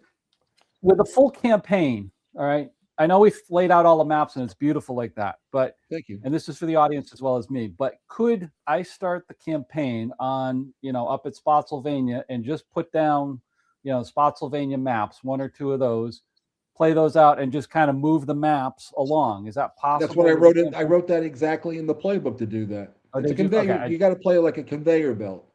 Yeah. Okay. All right. So you can. And the only part that you have to sort of like. So there's the cavalry is at the far end of the map, and so you just got to say like, okay, if they're moving back, here's how long it is before they kind of catch back to the other side. You can count hexes and not get into the whole. Just assume that the Union's going to ride back and the Confederates are going to screen them, but they're not going to fight with each other. Then you're fine.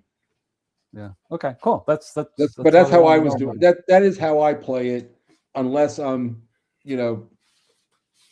I did have for a while the whole thing like linearly set up, but that took like every table and space I had in my Right. where I work. I couldn't do anything else. So I eventually what I ended up doing is if you have 2 6-foot tables, Yeah.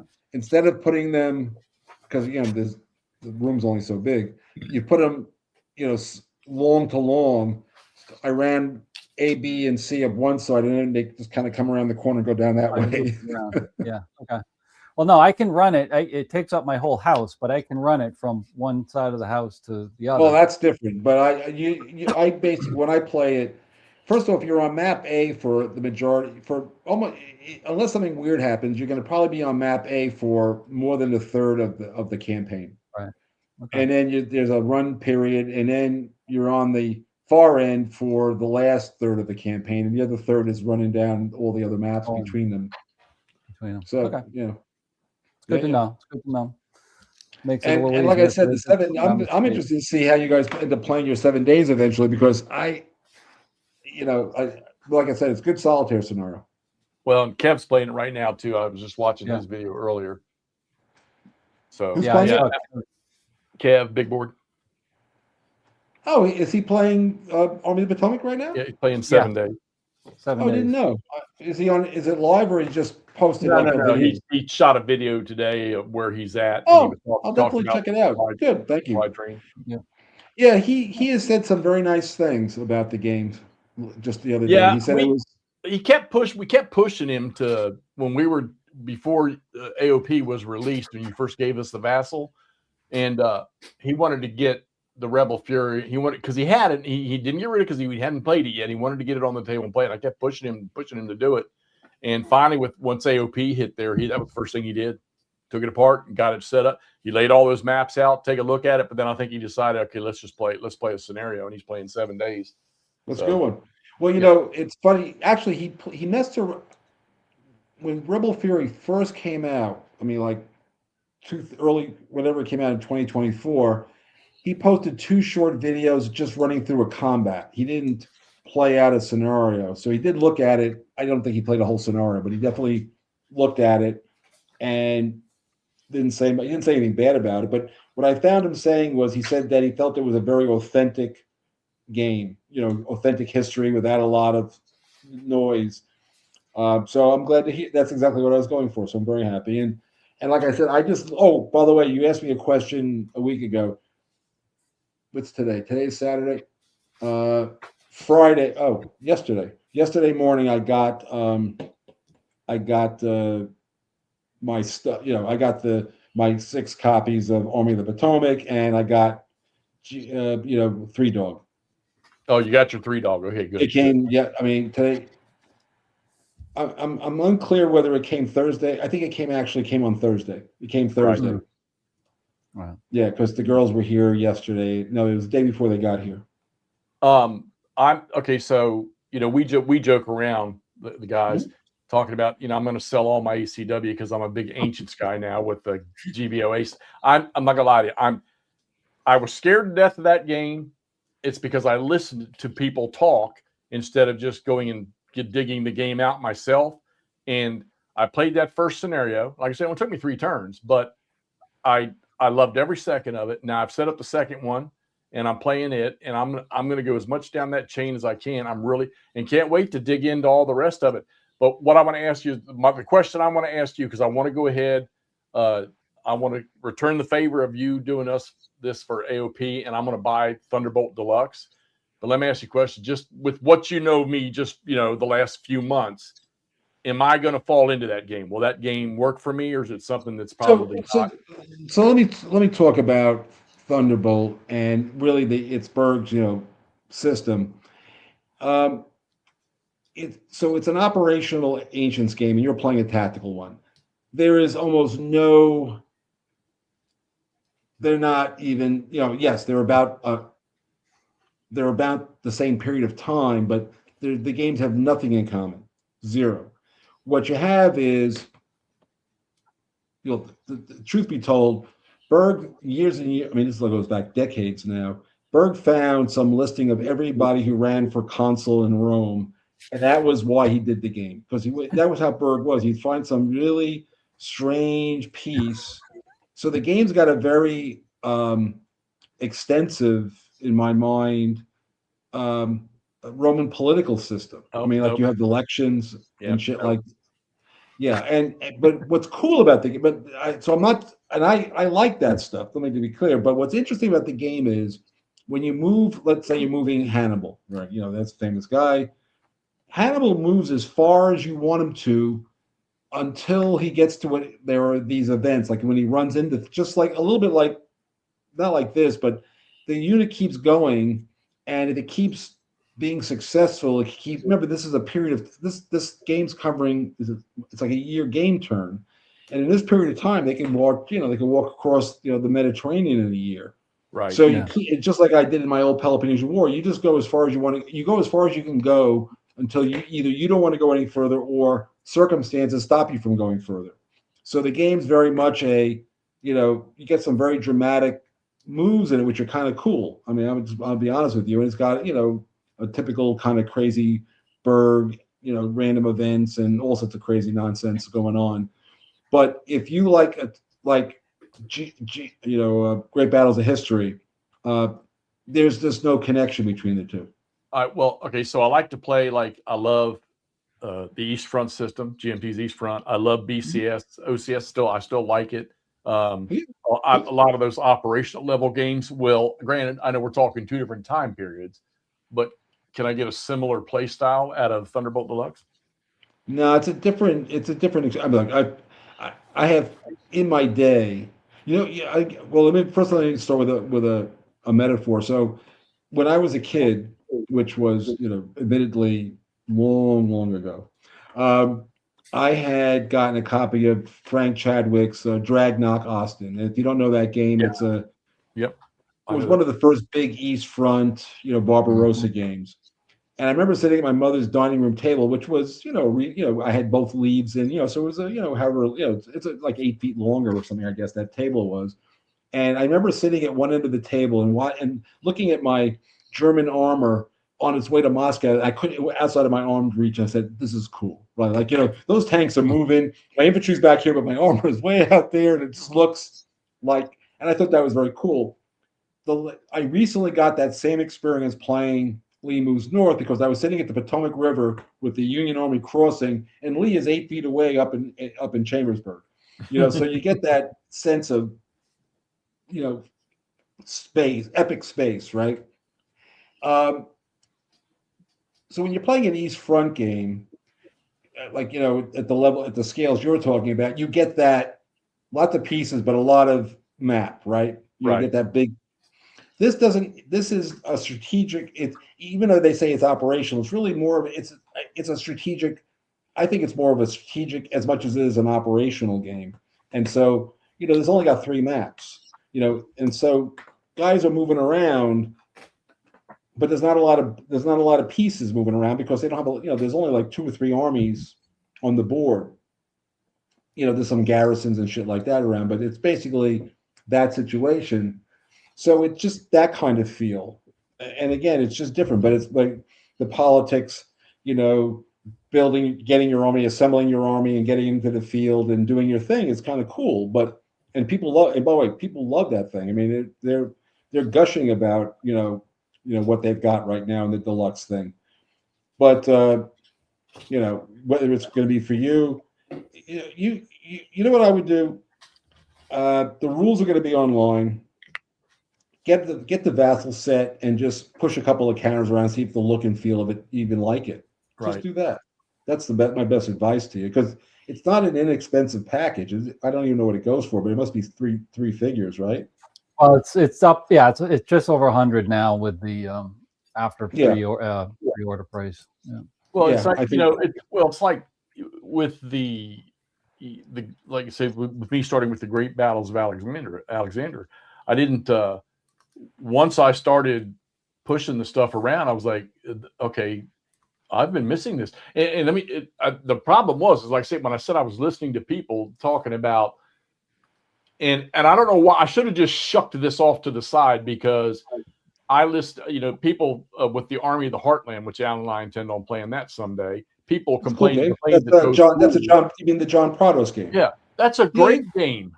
And the rules are not a pain in the ass. Matter of fact, they're written in the order you do things, and I played it, and I should have done the same thing with the Great Battles of History.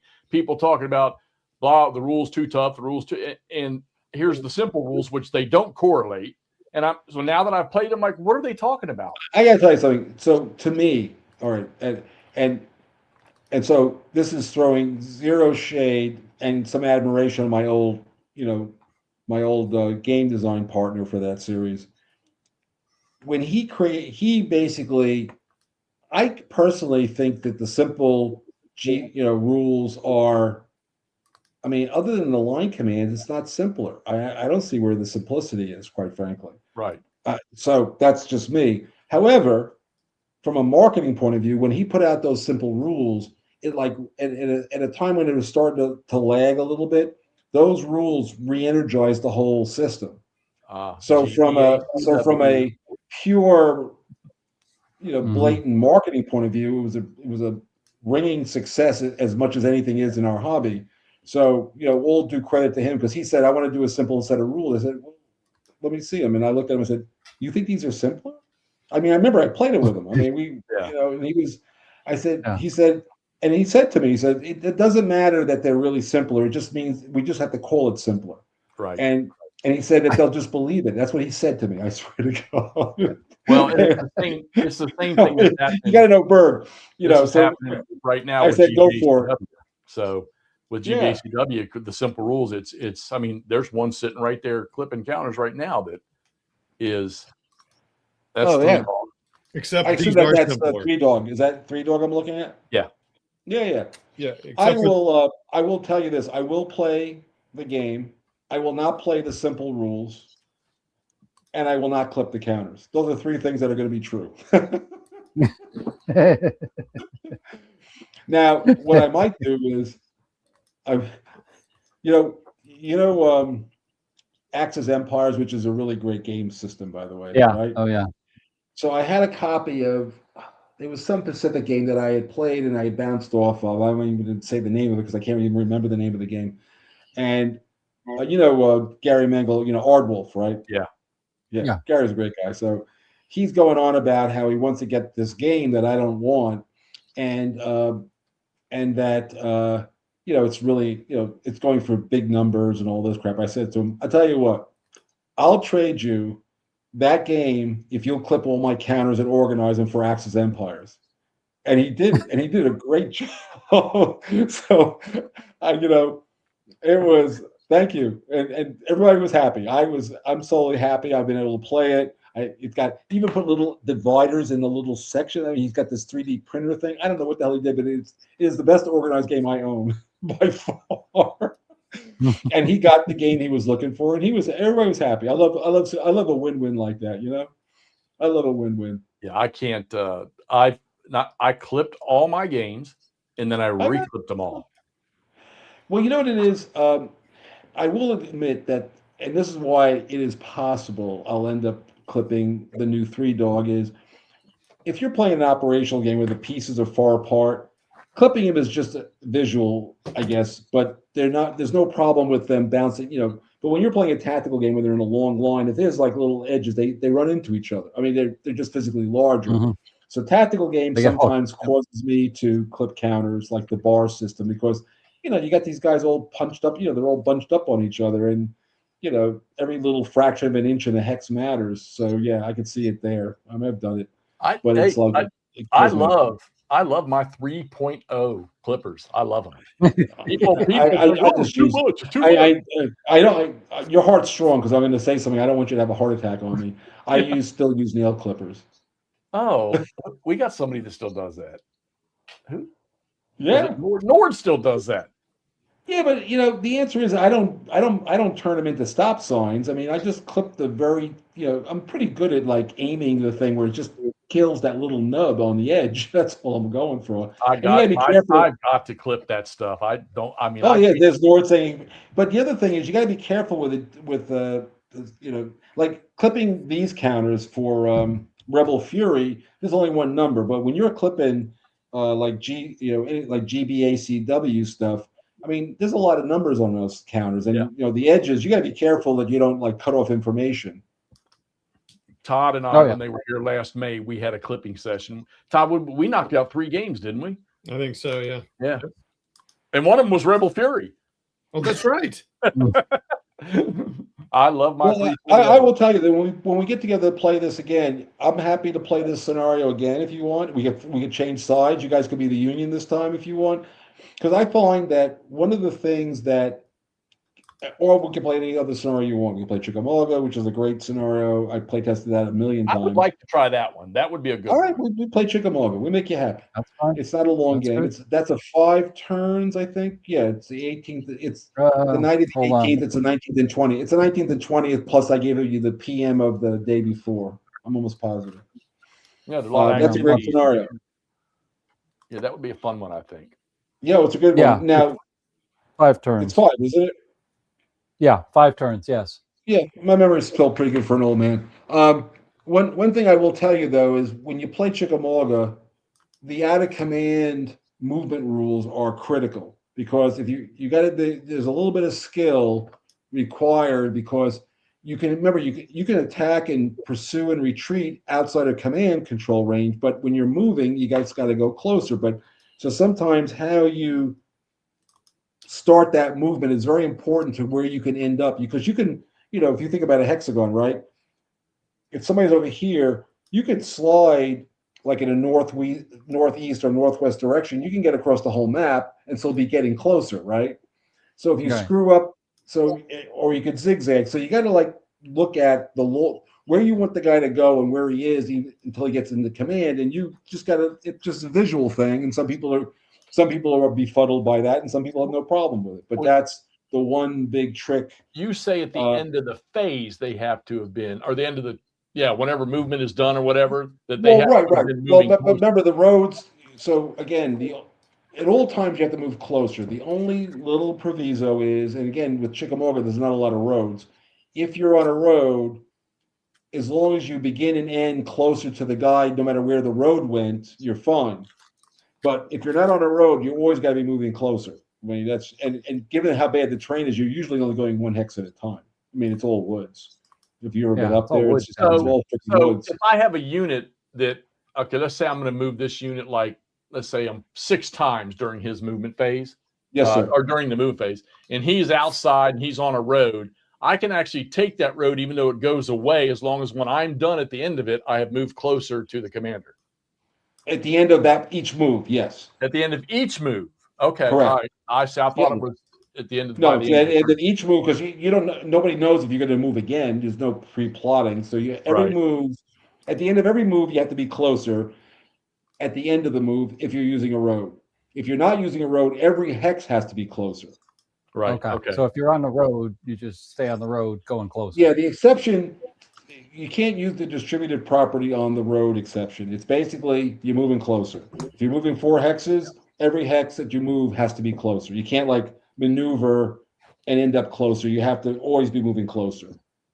If you it's that one exception, and that's because, and that came across because some of these roads are like, and then you're always moving closer, but at one point you're like you're the same, and it's not even that you're not closer, but you're the same distance. That's really where the problem came in. Yeah. I want to make this. This has been on my mind. I've been meaning to say this, especially with 3 Dog and AOP coming out. One of the for you guys out there that play, I know look, there's a lot of y'all out there that played a lot longer than I have. You played a lot more games I have, and there's some of you that haven't. What I'm going to suggest is when you get this 3 Dog or you get AOP, don't jump in and try to play the full board campaign or the full board battle. Play yourself a scenario. Get familiar with it, get comfortable with the game, because it's happened to me, and I know what happens to others. You get this new game, you're like, man, I'm playing the whole Battle of Gettysburg. I'm setting the whole thing up. You play 3 or 4 turns, and you're so bored of jumping into that instead of learning how to play the game and mastering the aspects of the game before you get into it. Because what happens, I think, is when we try to play the big full-blown versions of games, we don't know all the rules yet, and we're very sluggish, and then we just get fed up with it. We're like, damn it, I'm not playing this. Don't get a scenario, play a scenario, get familiar with it, and do for either one of these 2 games. So, well, by the way, the reason I'm laughing is so what I did, we're going to talk about Pacific War, which which I promised I'd teach you if you want to play it anytime. So I come up with the game in 1985. So I was 33. So I was 33. I'm literally less than half my age then when I did the game, and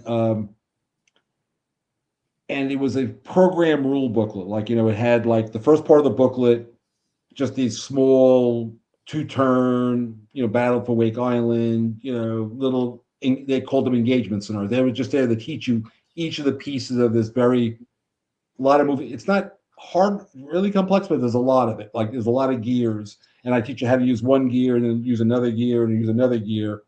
Then there's the battle scenarios, which is we ran as tournaments, so you got the Battle of Coral Sea, which is one operation. Coral Sea and Midway, Eastern Solomon, Santa Cruz, all the famous battles have a scenario. And that was a great, if you never did anything more than play the battle scenarios, you would have been happy. We played them as tournaments. Yep. Then where I designed the game for was the campaign scenarios, which is like Guadalcanal, breaking the Bismarck barrier, or the big Japanese opening attack on, the Southern Conquest scenario. That's what the game was designed to do. And get bored, we'll say the game is unplayable, which is exactly what John C., by the way, is my good friend. Good to see you, John.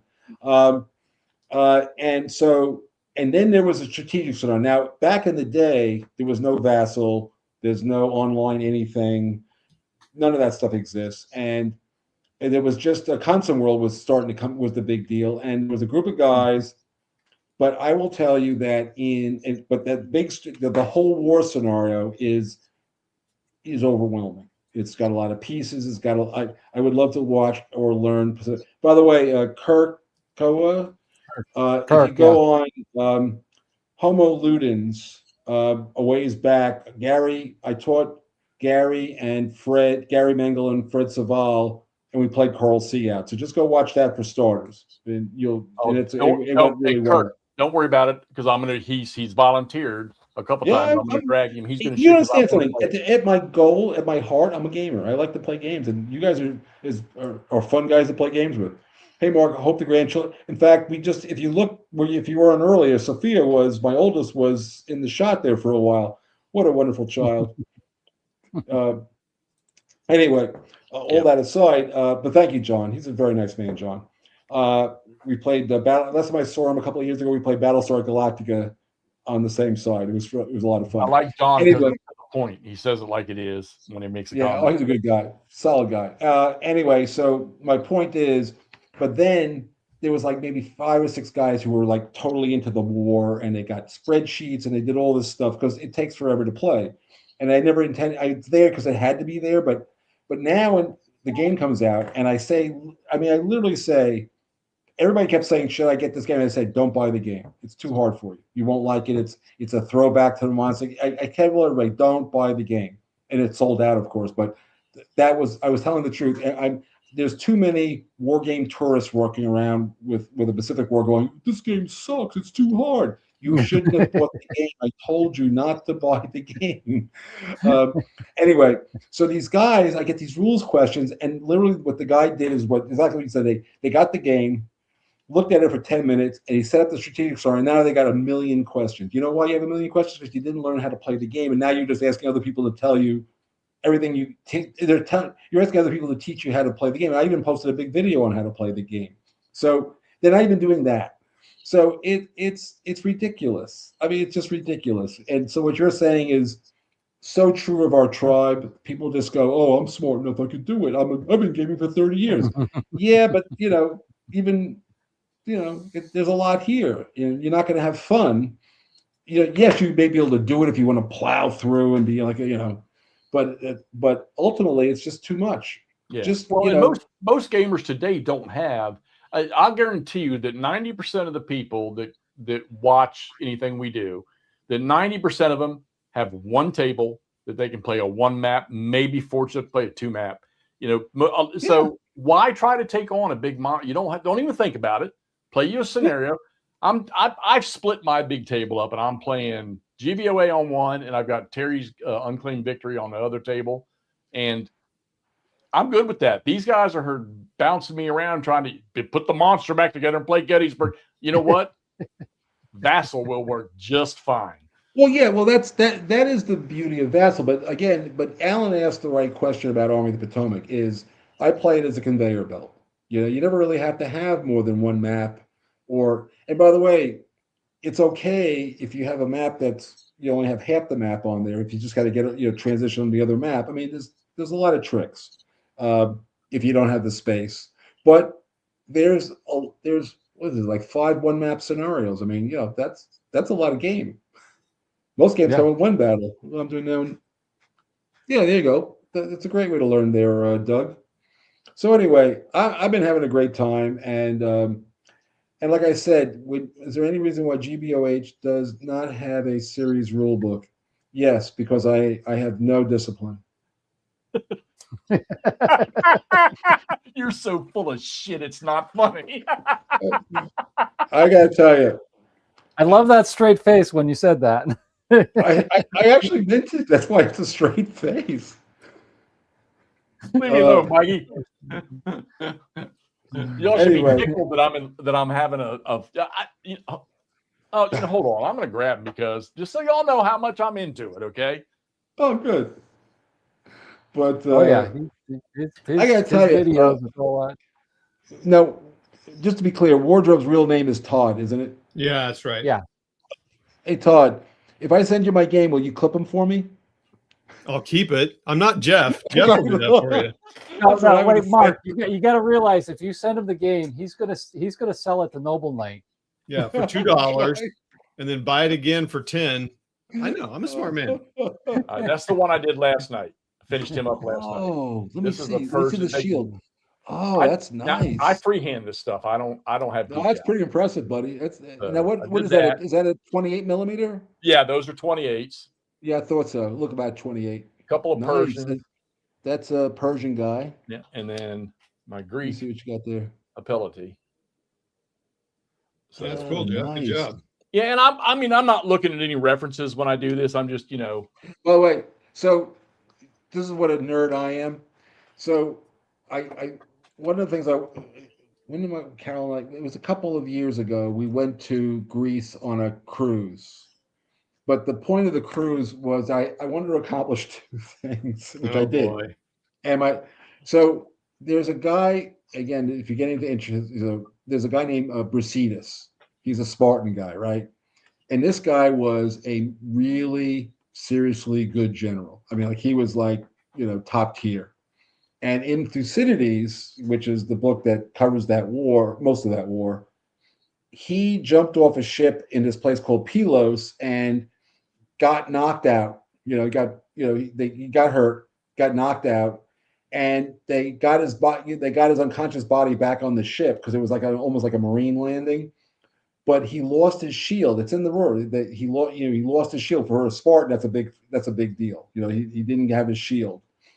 And the Athenians took it as a war prize, and I got to see it. I got to see the goddamn shield that was written about back in 5th century BC in a museum. Wow.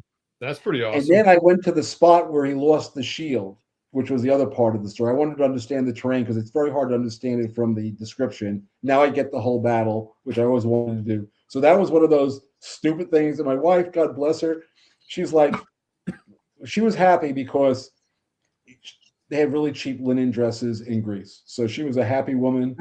I saw.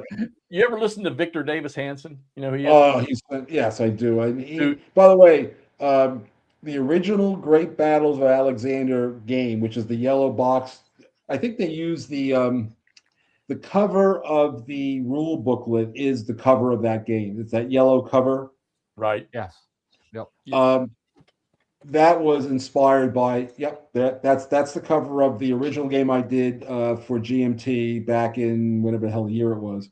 But it was his book on the period that was really how I was able to coalesce that design. Well, he was talking. I watch usually when I go to bed at night, I'll watch his Daily Signal clips, and he was talking about he was using the reference of Thucydides to what's going on right now. He was comparing it to I check every night. I go in there and watch his before I fall asleep. I'll watch his little 12-minute. What is it? A podcast or what is it? A YouTube channel? What is it? It's on YouTube, and he does it. God, I think he does. I think he's doing 3 of them a week. Oh, I'll definitely check it out. I'm show. a big fan of his. Okay, cool. I'll check it out. Yep. So there's a guy who's very, very famous in political science circles called Graham Allison. He's a professor at Harvard. He's definitely retired. He's still alive, but he's like in his 90s, so he's done working. And he wrote a book about 5-6 years ago, maybe less, called The Thucydides Trap. Yeah, that's what I'm talking about. The Thucydides Trap. That's what he's talking about. Yep. And I've actually met and talked to Graham. He's this is like one of those pillars of that of intellectual thought and of the Cuban Missile Crisis. He wrote a very famous book called The Essence of Decision, which I had to read in graduate school. Oh, yeah. And meeting him and talking, he's a cool guy, by the way. He's a very interesting guy. I enjoyed and he drinks, by the way, so we had a good time. He's a Harvard professor. What do you expect? But True. But the Thucydides Trap talks about that historically, when one, and that's why he focuses on public, when one power is rising against an entrenched power, if they don't manage that change of equality, things go sideways. He was representing China and America. 100%. But the book itself has, because he was a Harvard professor, it's got like at least a half a dozen case studies before he gets to the one we're in now. So it's a cool book, and it makes a point, and we'll see how it goes. But yeah, I don't want to get into I'll get upset. Anyway, let's see. Is there any difference in how basics are handled between some of the games? Oh, Joe. Hey, Joe Perez. I know Joe Perez, by the way. I must have met Joe Perez 100 times over the years. Good to see you, Joe. So Alexander and SPQR are very similar to each other, except that we put in all the Roman formation doctrine stuff, which is different than the Alexander's. My analysis of Alexander's army. So it's a different army. Samurai and Ron are move further. They're certainly, you'll recognize them, but the Berg has and before the battle, each side sends out their samurai champion, and it's a Berg. Berg got all into this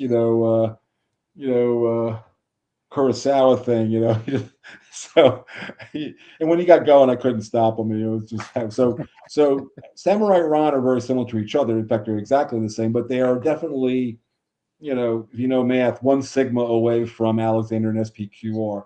Going back to why there's no series rules, because some of the games are just too different than each other. It seems to me though that other than units and how they operate, the core rules could be. They are, but again, I'm with you.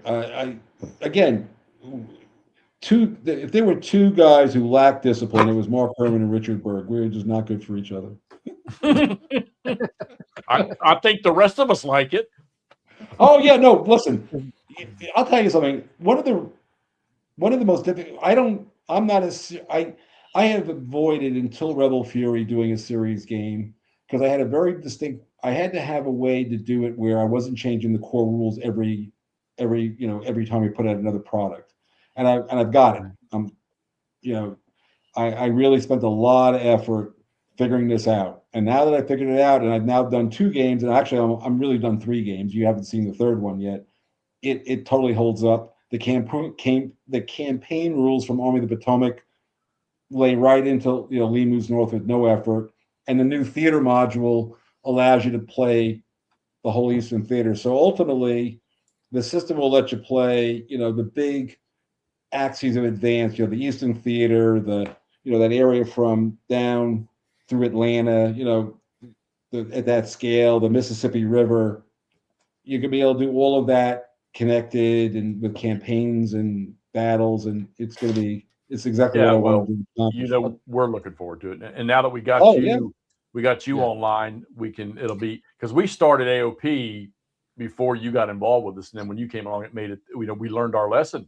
So hey, before Nord, I was thinking, Mark, if I was gonna because I'm not the biggest book reader. I don't need to. I got all these guys, and now I got you, so I don't need to read anything. But if I was gonna buy a book to help me with ancients and playing now, granted, I'm only playing tactical level stuff, but recommend me a book that would be not overwhelming to me, but would get me more in the ancients and how things worked. Can you give me 1 minute? Yeah, please. Yeah. Talk amongst yourself. Take two. Todd, Take what are you doing there, buddy? Do a little clip in there, Jeff. And while you were recording, I recorded some. I know. I saw you. I saw you doing your little pointy stick thing. Yeah, you knew what I was doing. I was like, I was everyone's know what I'm doing. I'm just making some videos specifically focused on simple stuff. Look at that There you go. beauty. Look at that How are gorgeous. How are you doing on cross keys there? Wardrobe. I haven't been able to get to it. It's been driving me bonkers. It's just been a lot of stuff going on. So, Yeah. Oh.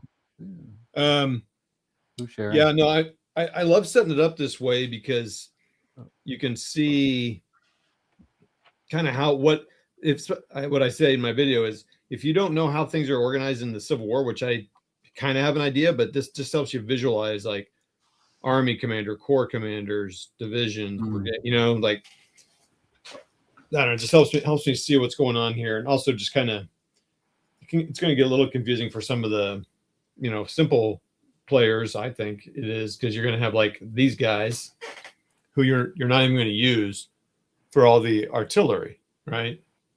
So I'm just like mentioning to them like you don't even need these. You can keep them on the sprue or put them in a bag. You're not even going to need those.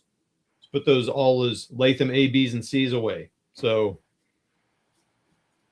Yeah, there's only one battery that you may need to keep separated. That's if you're playing the cavalry snares on the first day, and that's the Caliph stuff because they're spread out. You don't have to. You can. The rules call that you can put them in one hex if you want, but he's got 3 batteries that are spread out, or the sections that are spread out. So okay, yeah. So as per usual, I don't. It's never Caliph. Where's Caliph? Yeah, second Oh, cavalry. there it is, Caliph B. Yeah, and then he's got one solid unit with all Of 6 course. guns. All right. Well, now I have to change my video to say, well, there's exceptions. Just the one. It's just that one for now. Yeah, but that's kind of I want to mention my video. Like, hey, here's some. Hey, William, I think Mark's I think his might be bigger. To be honest with you, than EFS. His is going to be bigger with these theater rules that he's working on. Hey, I was going to ask him, but I'll wait till. Has he talked about this moving into like Napoleonic or anything, or someone else developing Napoleonic for it, or do we Has know? Mark done any Napoleonic? Well, he has done one for this. He has done Waterloo already. Oh, that's right. Oh, yeah. that's right. Oh, I think he's back. Wait a minute. I agree. I am John. back. There So he Jeff, Yes, sir. Greece and Rome at war. by Peter Connolly. All right. Connolly. That name sounds familiar. What else has he Oh, done? well, what's cool is the guy it's a really good. I mean, first off, the text is not bullshit. It's good text, but it's got a lot of, it's got a lot of Pictures, diagrams, Jeff. Yay, pictures. a lot of pictures. No, but useful pictures, not just like like useful pictures. Well, I'm trying And- to picture how they fight. I'm getting So- a concept, but I don't quite. Yeah, that kind of thing. I think that's perfect. Phalanx. Yep. What Well, it means. I'll tell you the first boo-boo I made is I had in the Aragon Valley scenario, I had a phalanx, a Macedonian phalanx route. Oh, And that's not They good. got They go away. They well, yeah, eliminate. if they can't route because you can't just turn them like anybody else. No. Essentially And I was like, disappeared. oh shit. And that's when I shot my video. I thought to myself, thank God I paid attention. I was getting ready to call the game because the Illyrians had won, I thought. And then I said, oh, nope. That phase is the last thing done. So freaking Philip and Parmenion had not activated yet. And they turned the table and they actually got more points, more route points created to this. So that that tripped my trigger for that game system right there. So this is about trying to pat myself on the back, but the thing that made Alexander great. So obviously we all know you try to hit the flank of the unit, like that's all the Civil War, right? You get on the flank, shoot the guy up, right? That kind of thing, right? So what Alexander figured out how to do was separate the cavalry on one of the wings, get it out of the way by maneuvering them out of the way, which created the center now has an interior flank. And he'd take his companions and get these guys out here, and then all of a sudden he'd cut back in and hit that interior flank, and the game will let you do that. That's what I was always very excited about. You can actually do that in that game system, because that's what I was going for. Well, did you ever see the movie Alexander, Alexander movie? So what Oliver Stone, to his credit, did his homework. So that Battle of Gaugamela, where he's riding out, and it's all dusty and everything, that's exactly what happened. He got the Persian cavalry all the way out here, and then all of a sudden he cut back in on them, and they didn't see him cutting back in, and he had enough of his infantry to kind of block, the Hypaspes are mobile enough to get in there and, just block them up so they couldn't get back in on him, and he hit right at Darius. And Darius went, whoa, I'm out of here. And once Darius left, the whole army fell apart. And part of the Go ahead. Okay, so like I said, I just started the Battle of Himera. Now I started the first turn, and I said, okay, let's put this cavalry that they think is theirs to use right away in the port. And I was looking at the map, and I'm like, okay, do I ride into the back end of all the medium infantry, or do I go to the right and drive into the Carta Noble cavalry, the citizen cavalry? So I chose the cavalry.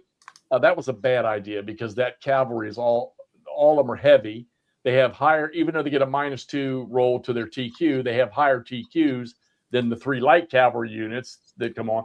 So now what I've done, so that was on Vassal. I've got it set up on the table, and I'm going to execute the same thing, but I'm going to charge into the back of the medium infantry and then let the heavy infantry hit them from the front and see how that goes. So light cavalry was mostly missile cavalry. They throw shit at you. Remember, this is all this so the stirrup, which is a big deal, it doesn't get invented till around 1 AD. So this stuff is all happening in the BC period. So the way a guy stays on a horse is he's got really strong legs, and you can't do that night jousting thing. If you what they used to do was, when they charged and they were putting in, thrusting their lance at you, they would let go of it. And it had like a thing tied to their wrist so that they could, let the shock of the spear hitting the guy not communicate into their body. Otherwise it'd take them right off the horse. Right. So it was, and again, what I just described sounds simple. It's probably harder than hell to do. This GBOH. Let me tell you something. I've always been big on GBACW, and every time I think about it, I think of Stepping into Hell, which is not released yet. But the confusion. Let me tell you something. In that little light system, you've created more goddamn confusion in that game when units start to rout. And I don't know of another system out there that. I'll tell you the one boo-boo I was making in the first one, Aragon Valley, the first time I did it, and then I had to reread the rule. I was allowing my leaders to attempt to recover multiple units in a movement instead of just one. Yeah. And that might one at a time. So I can have a leader try to recover 3 units in his one movement order.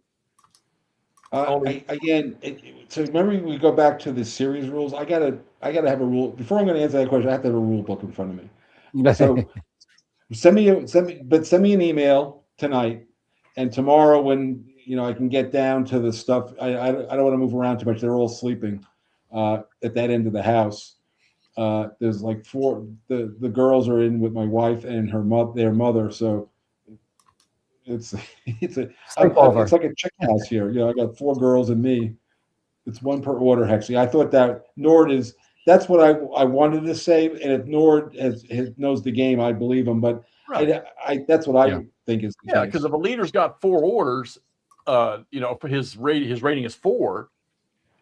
What? Yeah, he should be able to attempt to rally if he doesn't do anything else, and attempt to rally 4 different units if he wanted to. And I like this. No, I don't think that's what I'm trying to tell you. Is I don't think that's true. Think so. So when he's giving orders, even if he's got 4, 5, 6, or 7, he can still only attempt to recover 1 unit. You would need to issue a single order to rally per unit. So if your commander has 3 orders total, he can rally up to 3 units. Yeah, that's correct. So I was playing it right initially. Okay. Yeah, but it's per order, not like 1 order and Oh no, globally. right. So he would have to burn through his numbers. One thing I've learned, by the way, I get asked questions all the time, and the person asking the questions knows what they're confused about, and I'm not clear on that point always. So I have to be very careful when I hear the question and say, what are they really asking me before I go and answer? So I wasn't clear what you were asking me actually, but okay. But another Nor thing gave you the right answer. That's really cool is like I can move my leader. Like, okay, let's say I burn an order on him to move, and I move him 3 hexes. All right, he's got a movement of 9. I can burn an order to rally unit, move him again, as long as I don't violate his 9 movement. And I don't know another game system that does that, where the leader can execute stuff on the move and keep moving. I don't know of another game that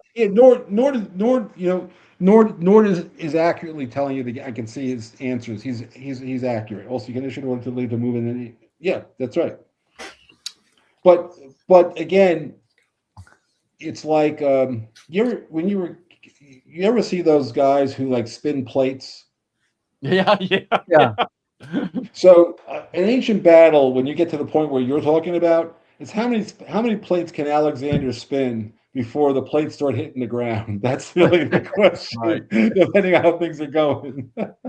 I haven't got to any of his scenarios yet, but he's got that elite command rule or whatever. I want to see how that works. The big thing is his trump ability. In other words, you remember the key of that game is you move from the order is crummy to best, but at any point, a higher guy, which would be like Alexander, can trump at the right. So in other words, it's everybody thinks like the best guy should go first, and technically you can if you want to. But what you want to do is you want to see the other guy commit to something before you then jump into the. That's how you get the hitting the interior flank.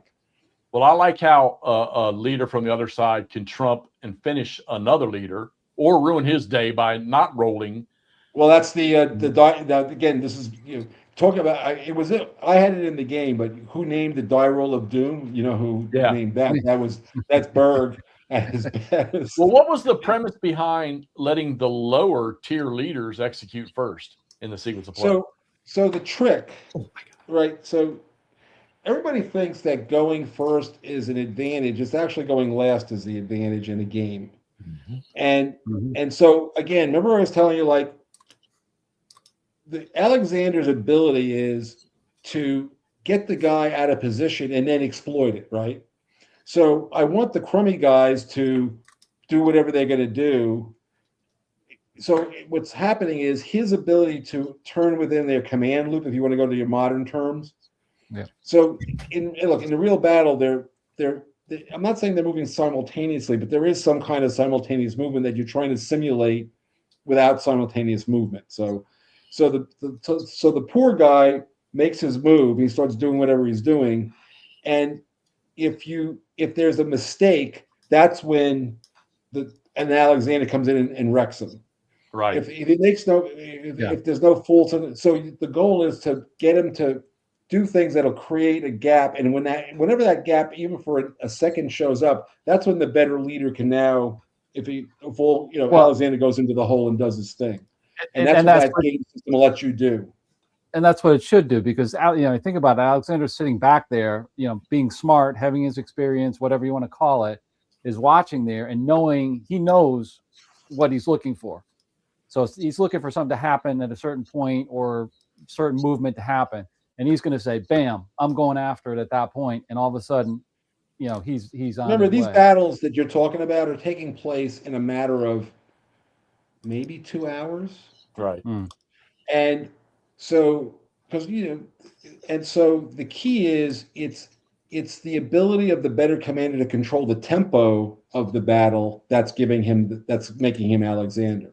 And so what I'm letting you do by the way I created that system is the better leader picks the timing of when things happen. And so that's his huge advantage, but it's a very subtle advantage, but it's a huge advantage. Oh, yeah. Todd had a question. Yeah, I'm done with ACW until you start playing. Todd, what's your question, my friend? Stop. I have a couple. So the first one is what is your? I mean, you support your rules very well, but what's your view, just kind of generally, of how long does a designer, developer, whatever the term you want to use is, how long do you have to support your game? Like, well, I've said in writing. So here's how I've handled it. I said in writing, I will support any game I've ever designed from the day now till the day I'm dead. So I won't do it after I'm dead. I want to be clear about that. oh, weird. Okay.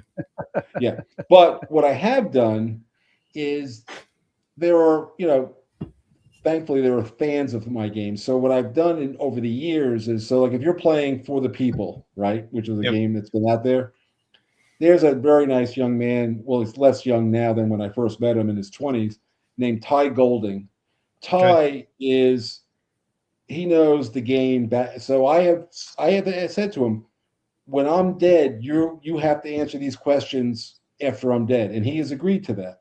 So I have literally have named Francisco Colmenares will do it for Empire of the Sun, and so some of my bigger titles, I actually have picked somebody as a successor games. Oh, that's question, cool. and so. And these days, when somebody posts a For the People question, I don't answer it until Ty answers it. And if Ty has a problem with it, he sends me a private email and we discuss it. But I don't answer the rules questions. I let them do it.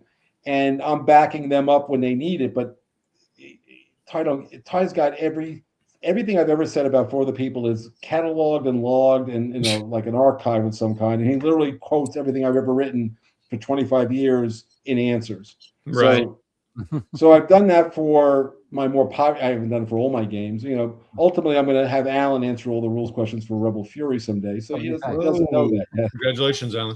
I was just curious. I mean, I just kind of curious if what you thought, like generally, do you think all designers should do that, or do you think it's okay? Like, hey, man, I designed the game. I got to tell you something. I'm done. I'm from Brooklyn, and what I think is what I think. I don't think for other people. What other people should do, I don't judge anybody about. Some people think that's what they should do. That some people think that's not what they should do.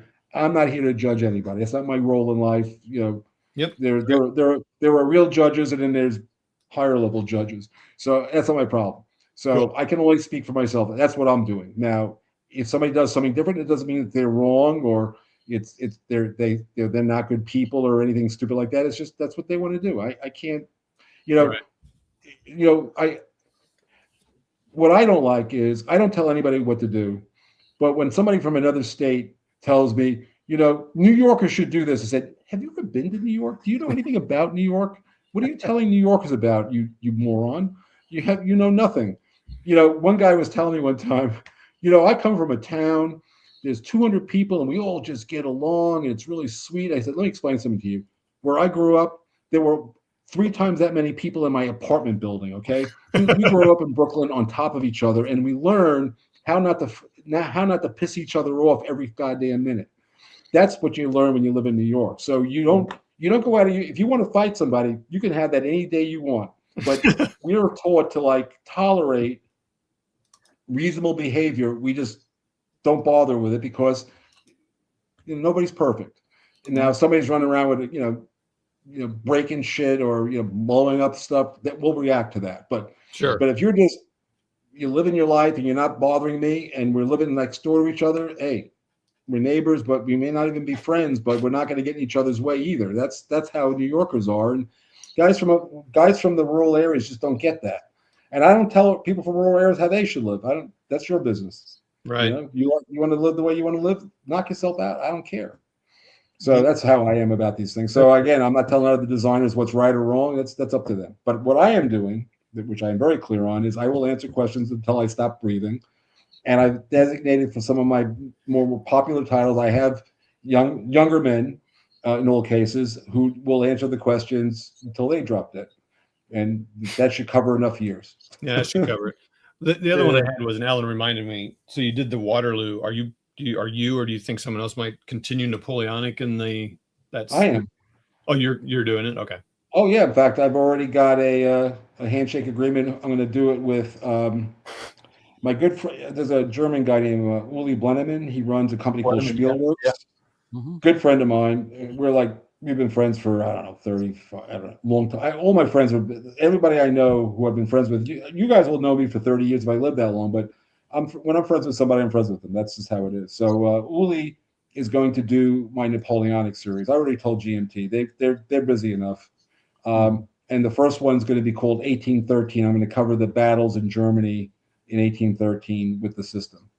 Good deal. Nice. That's cool. Good deal. It'll be published by GMT or someone else. Spielworks. Oh, bye. Oh, Spielworks. Okay, I missed that. Sorry. Yeah. Okay, gotcha. Well, that's cool.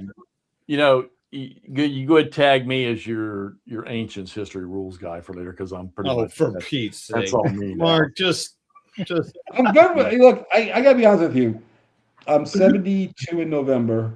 I want to live to my goal is to live to 100, but you know, at some point, you know, you don't get to choose. And No. I really do like I like what I've done with my career and my legacy, and I'd like people to keep playing them even after I'm gone. But if they have problems with rules or reprints or whatever, it's good to know there'll be somebody who they can answer the question, say, look, Mark told me I'm in charge, and that'll be good enough.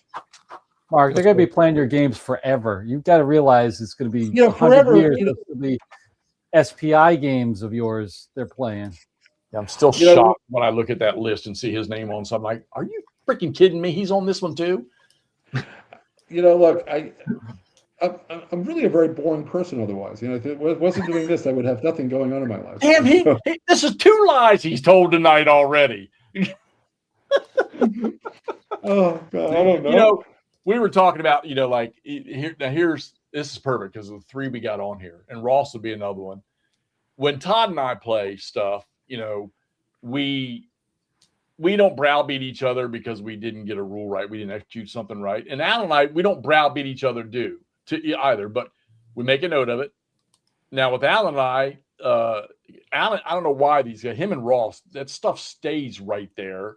And they almost don't need to look at unless which Alan did with simple rules and GBACW is he gets them crossed over from the full rules to the simple. Yeah. But he maintains these rules where Todd and I, we might make a note that we screwed this up, and we'll do it 3 more times before it finally sticks to us and we start executing it right. Well, you know, my problem when you ask me rules questions, the problem I have, and that's why I have to look at the rules, is the one that got published is not the only one I did version of the game, and so I can't. As Mark is General Grant, can I be General Bruce? That's so funny. But I can't remember sometimes which version of that rule got published. I have to look at the rule book. That's my biggest problem sometimes. And, and you know, like when you've asked me a couple of questions, and to be candid, I would have told you I had like a 90% sure I knew the answer, but I looked it up in each case to make sure that I read what I wrote, and then I answered your question. But I have to do that. I even have a folder in my computer that says rule books for questions, and it's just, you know, all my games. Well, we've been blessed recently with you, Nathan Moeller with the simple rules, and with Terry Doherty for me and his Napoleon. Yeah, I actually talked to Terry finally. I don't know what was going on with his website and me, but I want to just be, for the record, it wasn't just me, because he called me up on the phone, very nice young man, and we went until he was God. So Terry and I, he's in East Montana, he told me. So he got online and I gave him my information, and he was trying to enter it to the website directly. And he said, I'm going to call you back in 10 minutes. So he had to go off and figure out how to make it work. And he sent me a confirmation email. So I'm not sure what was wrong, but I could not buy his game. And I wanted to buy his game. I wanted to support him. It's not a cheap game, but I wanted to support the guy, but I just could not get that website to take my money. And I was just like, Terry, I can't help you here. Either you help me out or I can't buy your game. So I will be getting a copy of Unclaimed Victory. Is that called? Yeah. Yeah, that's a great. I'm playing that on one of my tables right now. Yeah. And I'm sure I'm going to have a great time with it. I have no doubt. He's But, another one of those that you can tell when he designs something. I mean, I can only associate him with Lavatai, but he likes the depth of how things were done, but he also provides you. I mean, a 3-stage rule book is great. I'm going to play the first 2 stages. He's shooting videos on the 3rd stage, which there's a whole group out there that wants to play that level. Alan's one of those that would want to play that. When you level. say 3 stages, you mean 3 different levels of combat, like in Rebel Fury? Yeah, that's great. I agree. I love systems like that. So the game that nobody knows about because you guys are way too young, there's a game by Game Designers Workshop called Crimea: The Dawn of Modern Warfare, done by the very talented and thankfully still alive Frank Chadwick, and it's the Crimean War, and it's got grand tactical level maps that have little tactical rules in it, like cavalry charges and stuff. And each of the grand tactical maps is connected by an off-map display connecting them. And so it plays at 3 different levels, which I played to death as a young man, back in the early 70s. And I love that game. And so what I did, I did Gulf Strike. I kind of modified it so that I had these mega hexes, and that's what I'm using in the Rebel Fury Army Potomac theater system. Is I'm using the Gulf Strike. There's like these 8-mile hexes that translate. There's a map, but there's like a box, if you would imagine, which is the campaign, the half-mile scale maps. And so when you get to the edge of it, you jump into the Alice in Wonderland. Eat me, drink me thing where you become smaller and all of a sudden you're in there.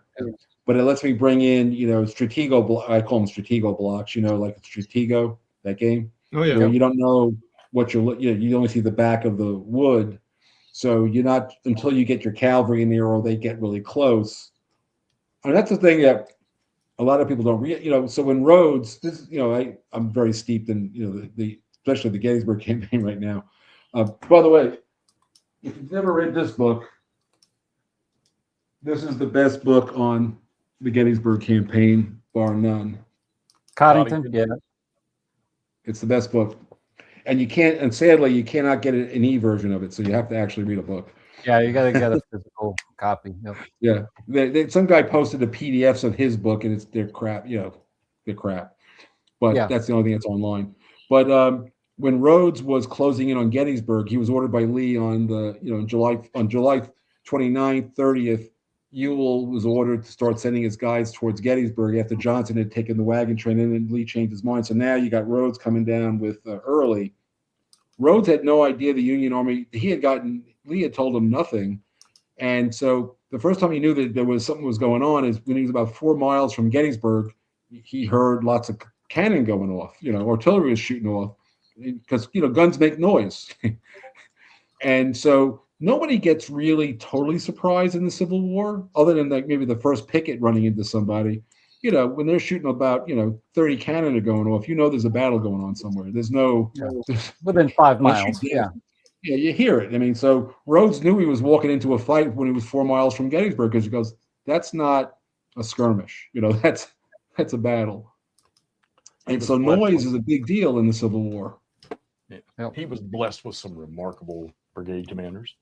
Yeah, and in fact, one of the mistakes on those counter sheets that I've already written the correction for is Rhodes has got 5 brigades, but they're pretty large. So he's got an A, B, and C unit, by the way, like Field does in the Wilderness. The A one though has a battle star. The other 2 don't. Well, Rhodes, he ended up, I don't know if you want to call it a counter march, but he had to change. Didn't he have to change, or was it early? One of the 2 ended up changing direction or something and backtracking, or was it Rhodes or Early? Well, no. The backtrack.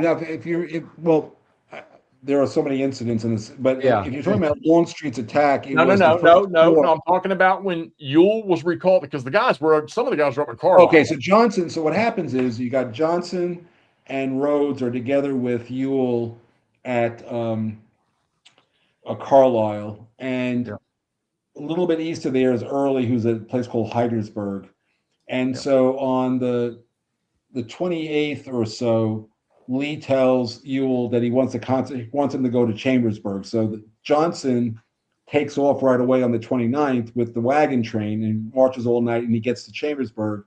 And on the 29th, Lee changes his mind and says he wants Ewell to go straight to Gettysburg, not to come to Chambersburg. But Johnson's already in Chambersburg. Yeah, he's already there.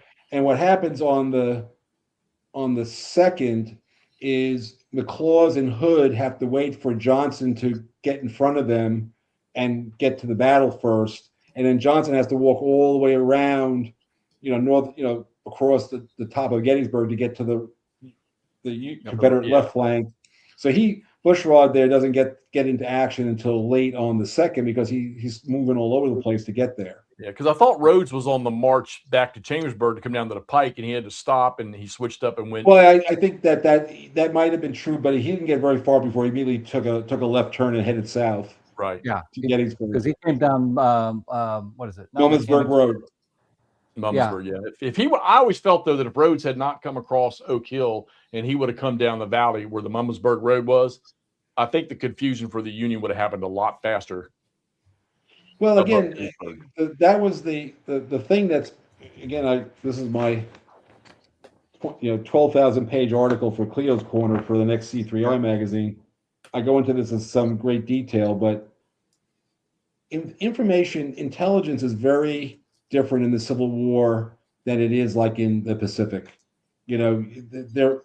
Guys are walking and wagons are going slow. Nobody's moving. Cavalry can go a little bit faster for a short while, but everybody's walking. So you're going at best, you're going 2 miles, maybe a really hard march, 3 miles an hour. Mostly they're going 2 miles an hour. And so once they know approximately where you are, you're not sneaking up on somebody. And that's the part that surprises me, because Lee on July 1st thought that the Union Army was at Middleburg. Middleburg is 17 miles from Gettysburg. And it's about 12 miles from me. Yeah. And what the problem is that 17 miles is a day's march. So Lee already knew that the Union Army was a day's march from Gettysburg. So the fact that he's surprised that they're there, and because of time latency, that information was already over a day old. So you got to they didn't think about it. So the fact that Lee was caught by surprise, I think, is bullshit. I mean, How could he wasn't caught? And by the way, on the 30th, Pender had already brushed with Union cavalry, and A.P. Hill just said, well, that's nothing. I don't know. That's just bad generalship. That's not bad intelligence. Right, they already knew the Union Army was within a day's march of where they ran into some guys near Gettysburg. Why would they assume that there was no chance that the Union Army was there? That just doesn't work. So there's a lot of things when you read the book. That's what I've been doing a lot of, is I've been looking at the timelines and what they knew and the reality of the situation. And a lot of books have perspectives conclusions that just don't make sense to me. Well, it follows the narrative that's been historically told. That's what Troy Hartman quotes, this ancient German philosopher on history. There's the real event. What this German guy says is that the real event evaporates and disappears as soon as it's over, and then there becomes an affirmed narrative of what happened, and that narrative is over time is an agreed to narrative. But it doesn't mean that the affirmed narrative is accurate. It just means that that's what we agreed to. Right. Right. Yeah, exactly. Charlie comes down the Carlisle Road like a Sith, not divided by Oak Hill. And that's a good point, Joe. I haven't looked at TSS in a very long time. Yeah, he does. He comes right down the pike there, the Mumminsburg, where the split is. Yeah, the big for me, and I'm certainly going to look at the new Jeep, but I'm really good at playing Three Dog, the first edition. I like the game. I played it a lot of times, but I only ever play like the first day. I never play the whole battle. And it's just like, I will tell you that in the history of mankind, since I designed Pacific War, no matter what people say, I don't think there have been 100 games ever, and I played some of them, that have been played to conclusion. Most people, they start playing and they get to 1942, maybe even early 43, and then they stop. nobody finishes the game. Nobody. I called my old friend Gary Gonzalez, he and I have been playing war games since we were in 3rd grade, and that is a really long time ago, by the way. And I asked him, I said, God, did we ever finish an entire game of TSS? And he thinks about it, and he goes, no. And we played it a lot. We tested the Pickett's Charge Scenario, but we played Gettysburg to conclusion in our minds, but we never finished the whole thing. And so one of my goals with Lee Moves North is you will finish the whole battle. I mean, you will play the whole battle. That's cool.